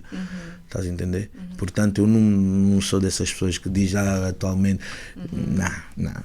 Isso até dá tipo, por muito... De reira. A cena é essa. E eu acho que pessoas especialmente vindas do hip-hop, vindas do rap, tipo, o rap quando surgiu já era tipo frowned upon, estás a ver? Já era uma cena tipo má, errada e o crime e não sei o quê. Então como é que tu, inserido no rap, podes vir dizer que o rap atualmente é isto? Estás a entender? Eu acho que é uma contradição. Agora, como fazedor... Porém, eu também acho que há algumas coisas que passam dos limites. Como fazedor, eu posso dizer uma coisa. O público está muito pouco exigente. Isso eu concordo. Também é verdade. Está muito pouco exigente. Também é verdade. Tipo, eu não sou reira de no Boda estar a curtir um som que por norma eu não ouço. Se estiverem a curtir no Boda, eu vou curtir, vou dançar. Mas para meter na minha playlist, assim, para analisar, não, eu não vou arrecadar nenhuma mensagem daí. Eu não vou arrecadar, não ouço. Pessoalmente não ouço. Se estiver no Boda, posso meter não, mete só aquela música, não sei o quê, para as miúdas dançarem, todos não sei o quê. Agora, para mim, pessoalmente, para a alimentação mental que eu preciso, de espiritual que eu preciso, na minha playlist não entra. Atualmente ouves o quê? Ótima pergunta. De música feita em Portugal? Em Portugal? Ouves o quê? Força Suprema não conta, né? Não podes falar sobre, né? Força Suprema, pronto. T-Rex, Regula, ouço muito Chissan, ouço quem? Não precisa ser só tipo cá em Portugal, pode ser também em Angola, pode ser lá de fora. Sim. Ouço Puto Tenas, eu gosto das vibes dele, ele tem boa vibe, o Tenas. Gosto Edgar Domingos, claro. Suarito também. Tens de fazer mais quizomas. Please. Queres? Passa. Tá a vir. Passa mais quizomas. Gostamos de músicas assim para chorar, sofrência. Gosto muito. Tá a vir. Eu sou muito fã da arte, estás a ver? Tem muita gente talentosa que eu gosto de ouvir, tipo, e eu vou mesmo pela entrega que é dada pelas pessoas, estás a ver? A entrega é dada. Olha, tem uma miúda, Lean, tens que ouvir. Lean é muito boa, que entra no álbum, na música Atende. Lean, ela é muito boa, ela tem uma música tóxica, eu acho que vocês vão gostar. Tem mais quem. E dessas pessoas que citaste, tipo, queres fazer feat com alguém ou tens em planos em fazer feat com alguém que Young Family, ouço muito. Ouço Young Family. Vem ao podcast, tem que ver o podcast. Vem ao podcast, Young Family. Young Family ouço. Sim. Young Family ouço. Não vou mentir, eu também ouço, tipo, não é o grupo em si, mas ouço o Kelson Most Wanted. Gosto da vibe dele. Kelson Most Wanted é dope. Sim, também tem que ver o podcast. Tem que ver todos, please. E lá de fora? Lá de fora? Sim. Lá de fora vocês não vão saber. Lá de fora vocês não vão saber. Nós somos music heads. Finesse Two Times. Claro que sei quem é o Finesse Two Times. Ok. Dolph. Young Dolph faleceu. Of course. Yeah, feminino, deixa eu ver. Mulheres, por favor, cite mulheres que houve. Lauryn Hill, pronto, está bem. Lauryn Hill. Mas e do rap? Tink. Há muitas. Tink É fixe também. Tink. Mas Tink não é. Tink é um homem, não é? Tink é um homem. Até não é? O do R&B? A Tink? Eu não sei quem é a Tink. Então. Não sei cantar o quê? Canta muito. Acho que é das mulheres da atualidade a que mais canta. Olha, não me lembro, não me recordo. Porque o Tink que eu sei é o homem do R&B. Não é Tink, é Tink. Tink, pois não sei. Não sei. Yeah, mas assim, do rap, há muitas mulheres que estão a vir. Rap feminino. Não. Como não? Não sinto. Não sentes? Não. Mas porquê? Não estou a falar daquelas genéricas, pronto. Estou a falar tipo de Lola Brooke.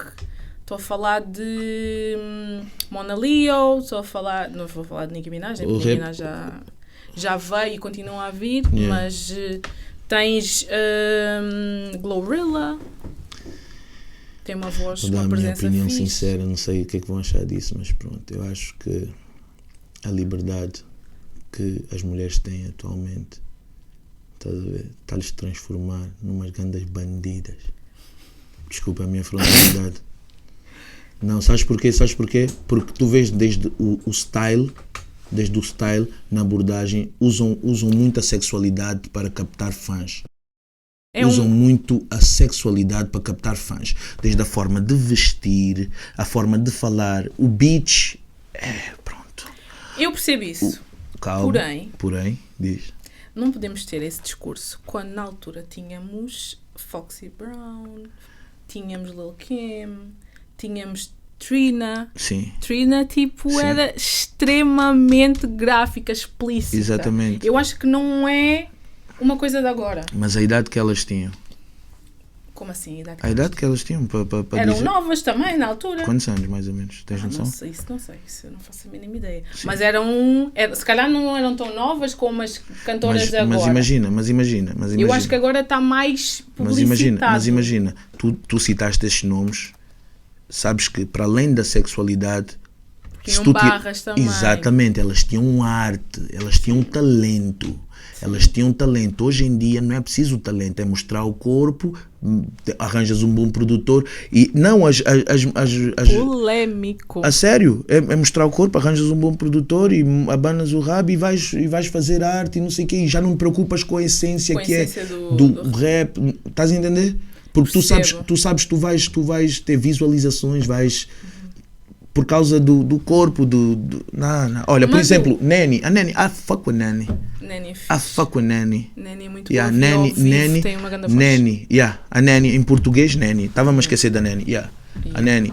Mas eu acho que, imagina, da mesma maneira que no rap feminino, tu podes dizer que as mulheres estão bem sexualizadas e já não ligam tanto à arte e ligam mais ao corpo para promover a música, mas depois tens os rappers tipo homens também. Cada vez menos tens conteúdo na música. Exatamente. Cada vez mais é tipo genérico. Porquê? Aliás, nesta fase acho que já nem é tanto das drogas. Acho que era mais tipo na altura dos SoundCloud rappers, que era mais tipo assim, focado nas drogas. Mas tipo, da mesma maneira que as mulheres têm um ponto que sabem que isto que vende, os homens também têm outro ponto e sabem que aquilo é que vende. Não, por causa... Tu seres o gangster rapper é uma cena que vai vender sempre. Exatamente, mas é por isso... Não, mas são... Imagina, eu estou a dar a perspectiva de fazedor, né? E eu não quero parecer ofensivo para as outras pessoas. Não, cada um... Mas é tipo, do género... a opinião das pessoas. Não, do género. Os putos vão dizer, porque vai vender. Gangsta rap e tal, eu faço isso, eu faço e acontece. Mas ele provavelmente tem um trabalho. Ou vive na casa das mães, ou vive na casa do pai, da mãe, vai trabalhar no McDonald's, vai trabalhar... Tipo, isso não é, como é que eu posso dizer? Isso não é citado na música. Por quê? Porquê que não vende? Porque as pessoas querem vida perfeita. Querem tudo fácil. Querem tudo... Mozão, quem está por detrás disso são os major. Claro. São as major. Então imagina, eles arranjaram uma forma de monetizar violência. Sem dúvida. Porque é que tu dizes, eu acordo cedo, vou trabalhar para ganhar dinheiro para sustentar a minha família, não vende. Porquê que não vende? Porque não é suposto ter organização, é suposto essa desordem, porque lucram mais com a desordem. Estás a entender? E há pessoas que caem nessa armadilha, tipo as mulheres se objetificarem nesse ponto. Imagina uma mulher que está constantemente a meter fotos do rabo no Instagram e depois diz, a mim os homens vêm falar comigo só para o sexo. Polêmico. Epá. Estás a entender? Porque tu cais na armadilha e depois tanto mulher como homem caem na armadilha e depois quando lidam com as consequências de cair nessa armadilha reclamam, não, a mim, fogo, querem-me fechar. Claro que querem te fechar, porque a label que está a promover a tua música, tu a falares que vais fazer isso, não vai te proteger, vai monetizar com a tua música. Mas tu, quando estiveres lá no real, no field mesmo, na street, para pôr à prova aquilo que tu fazes ou supostamente aquilo que tu és, não vai estar lá nenhuma label para te proteger. Isso tipo, eu concordo com isso, que as labels, principalmente tu podes ver agora na cena do Young Thug, ele está a ser acusado num RICO case. Sim. E tipo, eles estavam a dizer que pronto, o YSL é um gang, né? E que o fundador é o Young Thug, mas a realidade é que a label dele sabe muito bem a música que ele está a fazer e está a meter funding por trás. Claro. Então não devia ser também a label acusada de fundar ou de apoiar financeiramente o suposto gangue. Eles eu nisso concordo. Eles desapegam. Sim, a cena é essa, é porque monopolizar, e o Kanye muitas vezes fala sobre essas cenas, tipo, eu sei que o Kanye é uma pessoa extremamente cancelada. 90% das coisas que ele diz é errado, mas 10% também, aquele 10% é muito importante, porque há muitas coisas. É errado porque quando tu não tens apreço àquilo que estás a dizer ou à maneira como aquilo vai afetar a pessoa, torna-se discursatório. Eu acho que tu podes ter opiniões e deves ter opiniões e convém teres opiniões, porque isso quer dizer que és uma pessoa que não empranha pelos ouvidos.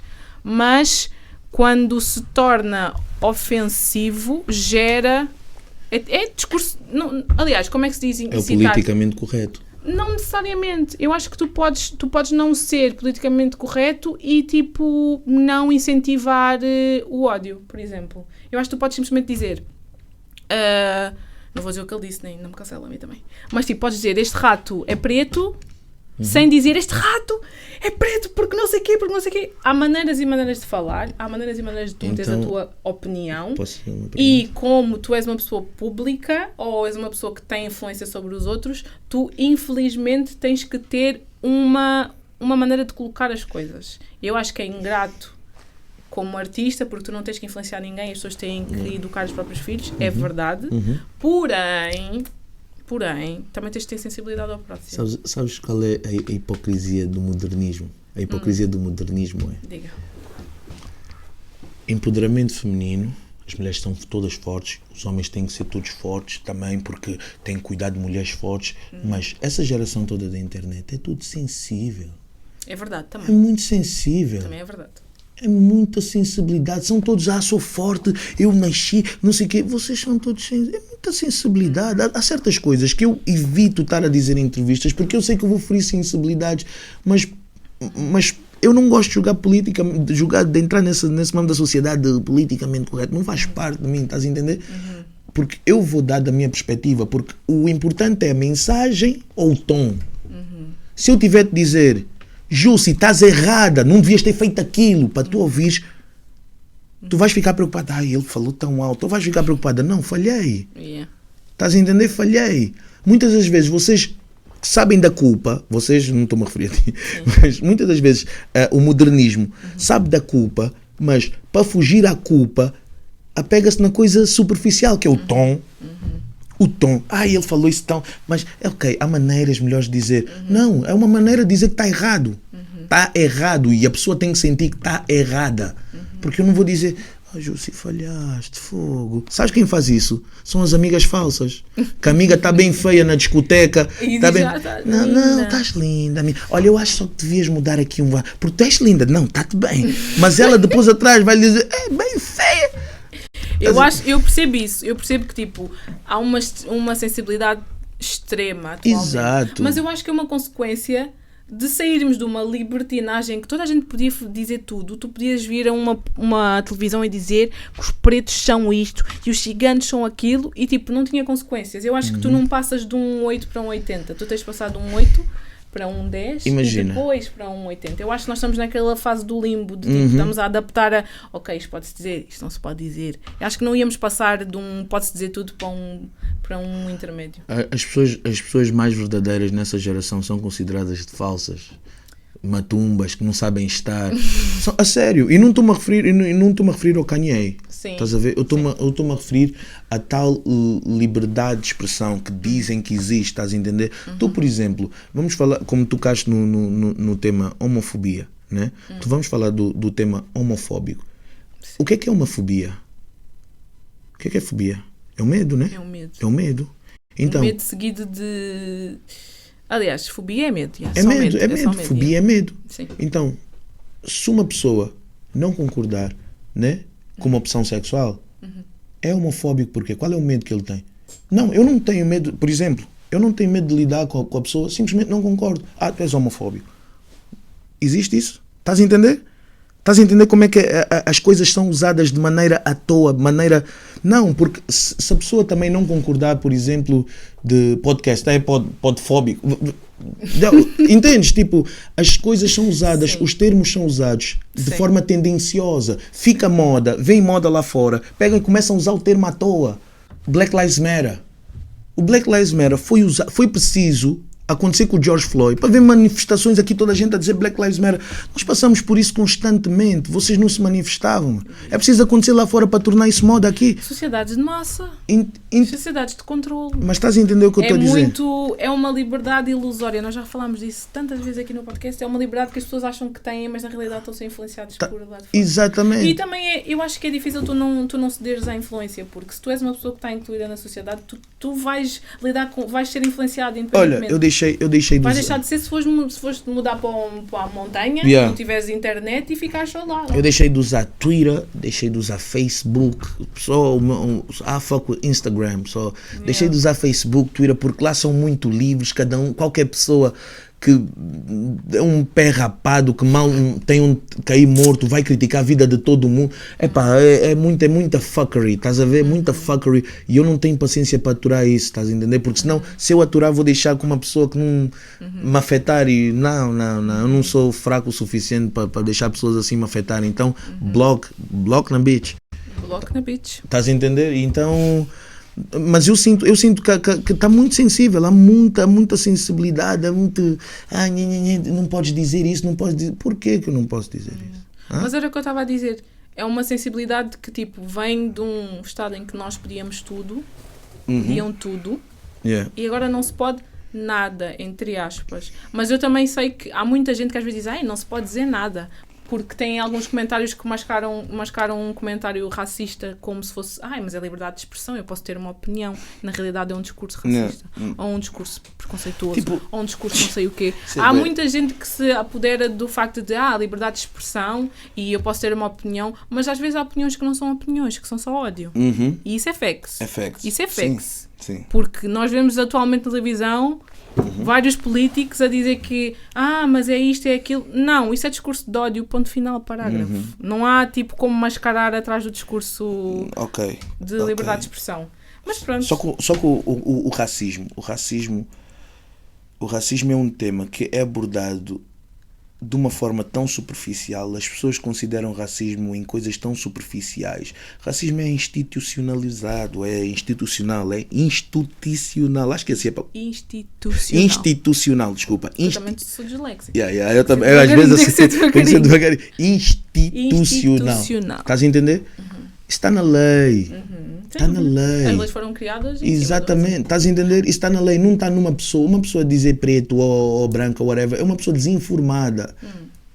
Racismo é a pessoa ter o poder uma raça ter o poder suficiente para meter a tua filha a acreditar que a tua cor é mais bonita. Estás a entender? Sim, sim. Se eu for dizer, por exemplo, que eu acredito que não existam negros racistas, pelo simples motivo de negros não pode ser racista. Não pode ser preconceituoso. Exatamente. Claro, e muitos são. Coloristas, não sei o quê.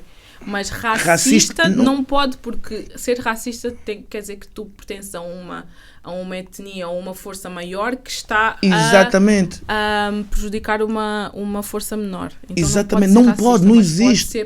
Pode ser preconceituoso, mas não existe negros racistas. Tu vais falar isso com uma pessoa que não tem uma mínima noção do que isso é. Pode chamar inculto. Yeah. Pode chamar inculto. Se eu for dizer, por exemplo, por que é que tu estás a chamar? Se eu falar com uma moça e dizer, por que é que estás a dizer que ele é homofóbico? Não, porque ele disse não lida com homossexuais. Mas ele... Não, calma. Mas isso torna-lhe homofóbico? Assim, se aparecer um homofóbico, ele foge com medo? Ou fica no... não, fica no mesmo... preconceituoso. Tipo, vocês... Às vezes as pessoas... Eu digo, estou a dizer vocês, mas não estou a falar para vocês, meus amores.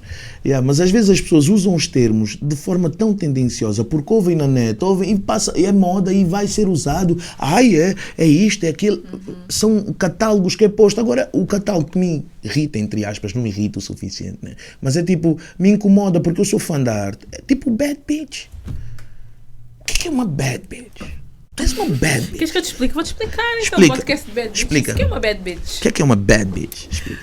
Uma bad bitch é uma mulher. Aliás, eu também chamo niggas de bitches então. Mas nesse caso é uma mulher empoderada, uma mulher que sabe de si, que percebe de si, que não precisa de ser aceito por ninguém, que faz por ela, é independente, faz o dela. E independente.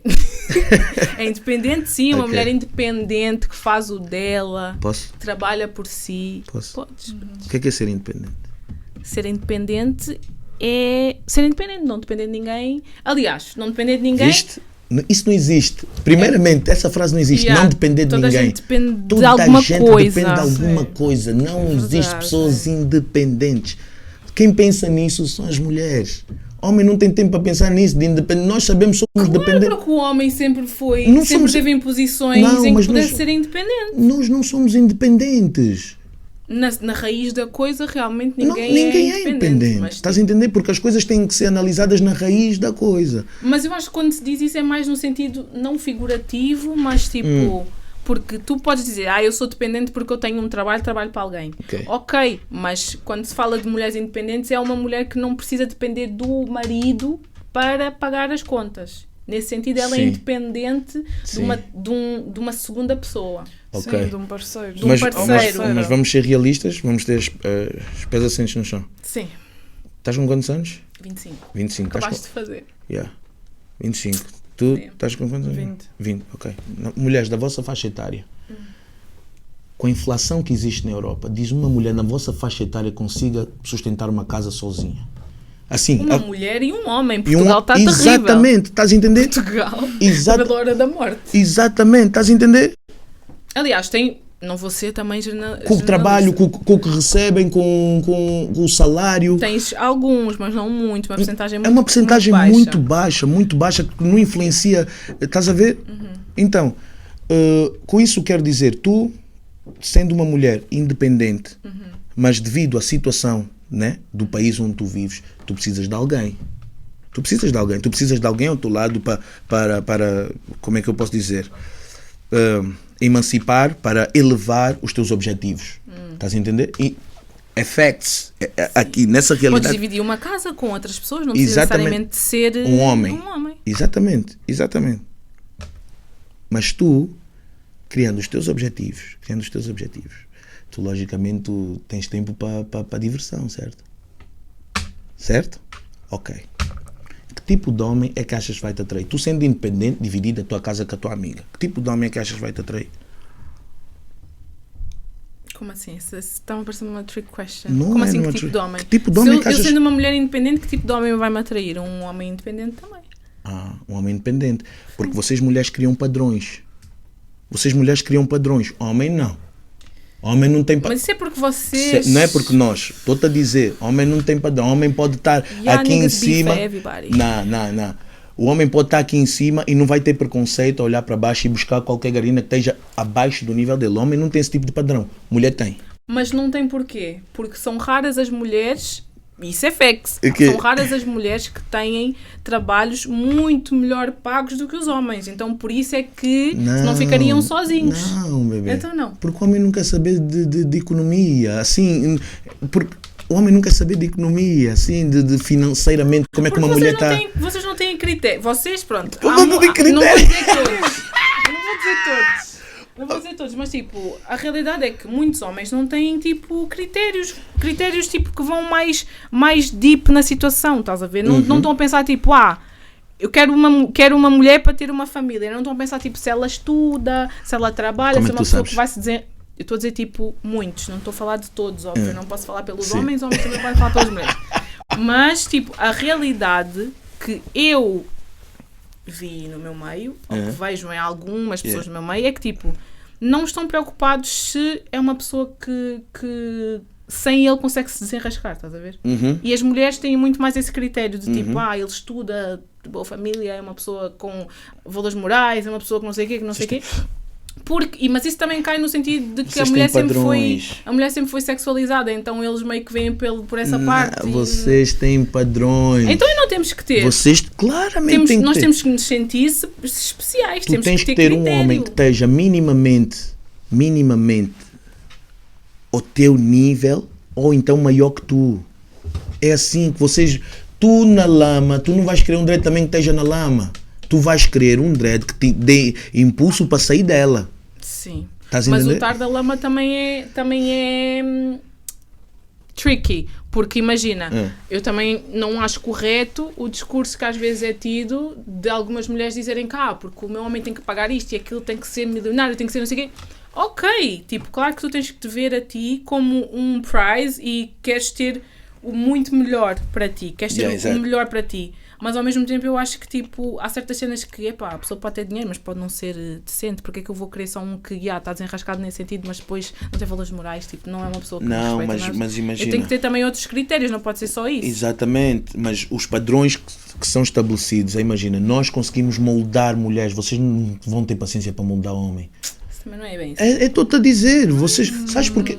Não é assim, muito pelo contrário. Uma relação normalmente moldam-se os dois, não é? Mas sabes porquê que isso não é bem verdade? Não. Sabes porquê que isso não é bem verdade? Porque nós sabemos que, pronto, a mulher é caring, é tipo, ela vai tentar te impulsionar de, tu, por exemplo, tu vês muito mais mulheres, e agora estou a falar de uma generalização, estou mesmo a tirar uma percentagem do bolso, mas tipo, tu vês mulheres a incentivar os homens a arranjar trabalho, a estudar, a melhorar a vida. Tu ouves homens a fazer isso com mulheres? Claro que sim. Claro que sim. Não estou a dizer que não acontece, óbvio. Claro que deve acontecer. Mas eu acho que às vezes... Os homens com que eu lido, pelo menos, sim. Sim, mas... Estou a dizer, mas tipo, o que eu estou a dizer... Relativamente àquilo que estavas a dizer cá, porque vocês não vão ter paciência de, tipo, pegar uma pessoa da lama... Não. Vou ser mais específico. Deixa-me ser mais específico para não ser mal interpretado. Sim. Imagina. A mulher gosta de se sentir protegida. Sim. Ela gosta de ter a sensação de ter um homem ao lado dela. Sim. Certo? Sim. Se tu tiveres que ensinar um dread a ser homem, tu vais perder. Se tu já tiveres experiência de vida, tu vais perder a tusa. Tu não vais querer perder tempo aí. Que é tipo, eu não posso te ensinar a ser homem. Eu não sou tua mãe. É verdade. Estás a entender o que eu estou a dizer? Sim. O homem tem mais paciência, tipo, filha, tens que fazer, estás a ver? É mais chato nesse sentido. A mulher não tem muita paciência. A mulher é evolução, é padrão. O meu nível é esse. Ou tu elevas o teu game, ou então gás, bebê. Estou a mentir? Não é mentira 100%, mas eu acho que isso também vem de um place em que, tipo, tanto tempo as mulheres aceitaram o mínimo dos mínimos que agora também... que agora também o quê? Que agora... Sempre foi assim. Tens que me encontrar mas sempre foi assim. Não foi aceitável. A mulher nunca aceitou o mínimo. Estás a dizer que a tua mãe aceitou o mínimo? Não. Estás a dizer que... Minha mãe não. Então, a minha mãe aceitou o mínimo. Não. Mas, por exemplo, antes, já há muitos anos atrás, as mulheres, tipo, casavam com os homens porque, tipo, a família dizia, olha, este homem tem condições, vai com este. O mínimo, tipo, o mínimo dos mínimos. Não interessa se, tipo, se era bom homem, se traía, se batia, se não sei o quê. É este homem, é este homem. Por isso eu acho que foram muito tempo de aceitar o bare minimum. Tu gostas de podcasts, né? Mesmo muito. Eu vou-te mandar uns podcasts e vamos debater em relação a isso. Eu não quero dizer aqui o nome porque é informação mesmo que eu arrecado, que eu acho que vais curtir de saber. Tu também. Eu acho que as mulheres realmente aceitaram o mínimo durante muito tempo. Agora, Não. Também não concordo com aquelas expectativas ilusórias de mas tem que Estás ser... Estás a entender com o facto de terem aceitado o mínimo justifica o facto de um homem ser menos homem por não ganhar tanto? Claro que não. Então, claro que não. Estás a entender? É essa libertinagem. Mas é nem 8 nem 80. Mas essa libertinagem cá na arte, por exemplo, you can fuck with me se não tiveres a bag, se não tiveres... Estás a entender? Sim. Mas como tu próprio disseste, na arte não há limites. Nem toda a gente que fala aquilo quer dizer que realmente vive. Não fala aquilo, mas influencia. Então... Imagina. Eu te disse, eu vou falar como apreciador e como fazedor. Como apreciador, eu vou curtir no boda, não sei o quê, mas como fazedor, isso não vai me alimentar a alma, não vai me alimentar, então eu não vou ouvir nos meus momentos espirituais, estás a entender? Porque está muito catalogado, é base de marcas, é base de... E hoje em dia são as próprias mulheres a fazer isso, já não são os homens. As próprias mulheres é que se fazem... Porquê que não tem tantas raparigas como a Lauryn Hill? Hoje em dia. Tem mais Cardi B. Tem mais tipo Cardi B. Assim? Tem mais tipo artistas? Sim, o tipo de estilo, o tipo de mensagem. O tipo de mensagem. Porque a Lauryn Hill, a Cardi B é a Cardi B. Não, porquê que é mais tipo de mensagem da Cardi B e não tanto da Lauryn Hill? Porquê que há mais objetificação tipo no corpo, na estrutura, no lifestyle? Porquê? Eu acho que não é necessariamente não haver. Eu acho é que o comercial tornou-se Cardi B, mensagem tipo Cardi B, tornou-se isso a receita comercial. Estás a ver? E por isso... Estás a dar mimo. Não estou! Estás a dar mimo. Sério. Comercial é tudo. Assim... Comercial vem de comércio. Comércio é tudo que vende. A minha música é comercial. Eu vendo a minha música. É comercial. Não tem a ver com comercial. Não tem... Estás a dar mimo. Estás a dar mimo. Tu estás a dizer... Tu estás a dar mimo porque estás a dar mimo. As meninas, as mulheres... Sabes porquê? Porque eu vejo a mulher com uma coisa... divina. A mulher tem que ser protegida. Uma mulher que se objetifica dessa forma, estás a ver? Fica feio, pelo menos para a perspectiva de homens tipo eu. Fica feio. É tipo, tu não tens noção. Tu és linda, filha. Tapa-te um pouco. Calma. Guarda isso para o teu homem. Nem toda a gente tem que saber. Nem toda a gente tem que saber que tens isso tudo. Calma. Estás a entender? É uma perspectiva. É a minha perspectiva, porque às vezes... Eu não vou dizer se concordo ou se não concordo. Não. Há homens e homens e há mulheres e mulheres, não é? Eu acho que, tipo, é assim, eu acho que quando as pessoas dizem mas a música agora é das mulheres e não sei o quê, vocês já ouviram Trina? Já ouviram Foxy Brown? Não, é diferente. Já ouviram, tipo, é diferente? Porque na altura havia... Tu estás a falar como se naquela altura tivesse isso. Havia Missy Elliott, havia Lauryn Hill. Sim, mas agora também tu tens outras mulheres que não falam sobre a mesma coisa. Diz-me. Eu assim, perguntei. Diz-me quem? Então tu tens do rap que não seja uma mulher muito sexualizada. Vamos falar da nossa realidade. Sim. Nossa realidade. Pensar. Vamos falar da nossa realidade. É preciso pensar, então quer dizer... Vamos falar da nossa realidade. Vamos falar da nossa realidade. Em Portugal tens a Neni, obviamente. Exatamente, a Neni já falei. Tens a Neni. Lá fora, quem é que tens? Tens a Lady London, por exemplo, que é de freestyle, que não é tão sexualizada. Mas a questão... Sabes porque é que é difícil? É porque a mulher sempre foi sexualizada. Então, não encontrar a sexualidade na música da mulher é difícil. Seja rap, seja R&B, porque mesmo no R&B tu antes tinhas Mary J. Blige, também é sexual, mas é uma sensualidade, não é tão explícito, mas também tens lá sexo, estás a ver? Agora também tens no R&B. Eu estou a perceber o teu point, E o que eu estou a dizer, para não ser mal interpretado, é o seguinte, não é na arte, é uma geração. Não é a arte em si, é uma geração que está a fazer com que, imagina, não vou confundir os ouvintes, é tipo do género. É uma geração que está na fase do imediatismo. né? Do imediatismo. Manifesto, fast live, alugar carro. Hoje em dia a acessibilidade é outra. Hoje a probabilidade de uma garina, de uma novinha ir numa festa de iate é bem maior do que... Sim. Então o lifestyle é mais exibido. Sim. Mas só que as músicas na qual esse lifestyle é mais exibido passam tudo pelo mesmo. E eu acho que há uma influência na arte. Mas a arte tem sempre influências. Por isso é que tens alturas da arte, tens o cubismo, tens o... Mas pronto, vamos mudar de assunto. Eu vou-te mandar um podcast. Pronto, estamos a chegar ao fim. O que é que vamos falar mais? Sobre... Depois de tantos anos de carreira, o que é que ainda tens, o que é que ainda esperas da música, do mundo da música? Ainda tem muito, bem. Muito novo. Não, ainda tem muito para alcançar. Tem casas para comprar, propriedade, investir em negócios, estás a entender? Mas e música? A música em si, tudo o que tem a ver com a música, estás a entender? Mas e levar a música para outro patamar, estás a entender? E eu não sou de revelar assim os projetos futuros, porque nunca fiz. Sim, nem estamos a pedir isso. Yeah.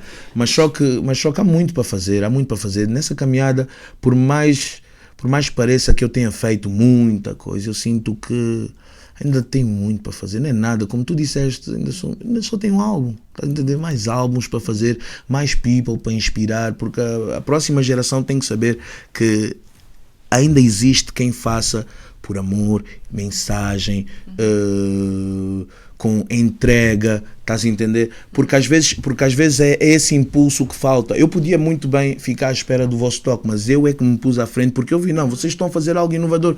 Let me holler, tipo, não estou a fazer nada, let's get it, estás a entender? Sim. E é isso, tu estás a ver mulheres da vossa faixa etária a passar a mensagem, estás a ver, de que há outras formas de ir atrás dos objetivos, de concretizar os sonhos, estás a entender? Isso é inovador, na nossa realidade tem que existir mais isso. E eu, tendo esse discurso, não dando o impulso naquilo que tu estás a fazer, eu estaria a ser hipócrita, estás a entender? Estaria a ser hipócrita. It's crazy. It's crazy. Juicy Talks. Juicy Talks, vamos acabar então com uma mensagem para os teus fãs. Já malandros, distúrbios mentais de um monstro. Vou meter assim. Já aí fora. O preço certo, tem que seguir deste lado. Já aí fora. Espero que vocês tenham apreciado a conversa. Espero que vocês continuem a dar força e impulso ao Juicy Talks Podcast, porque é uma honra estar aqui com vocês e é um prazer lidar com essa energia de pessoas inovadoras que estão a tentar impulsionar a cultura e inovar o game. É muito importante nós darmos impulso a isso, e eu apelo a outros artistas que também tenham a mesma coragem de vir cá, porque é isso que a gente precisa. Vão ser bem tratados. Vamos meter isso na nossa entrada a dizer, olha, vou pedir a todos os artistas agora para meter uma mensagem a dizer assim, chamem os outros artistas para virem.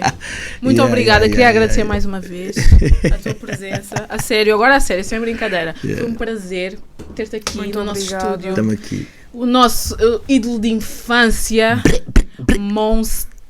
Estamos aqui. Period. Juicy Talks até a próxima. Juicy Talks Podcast foi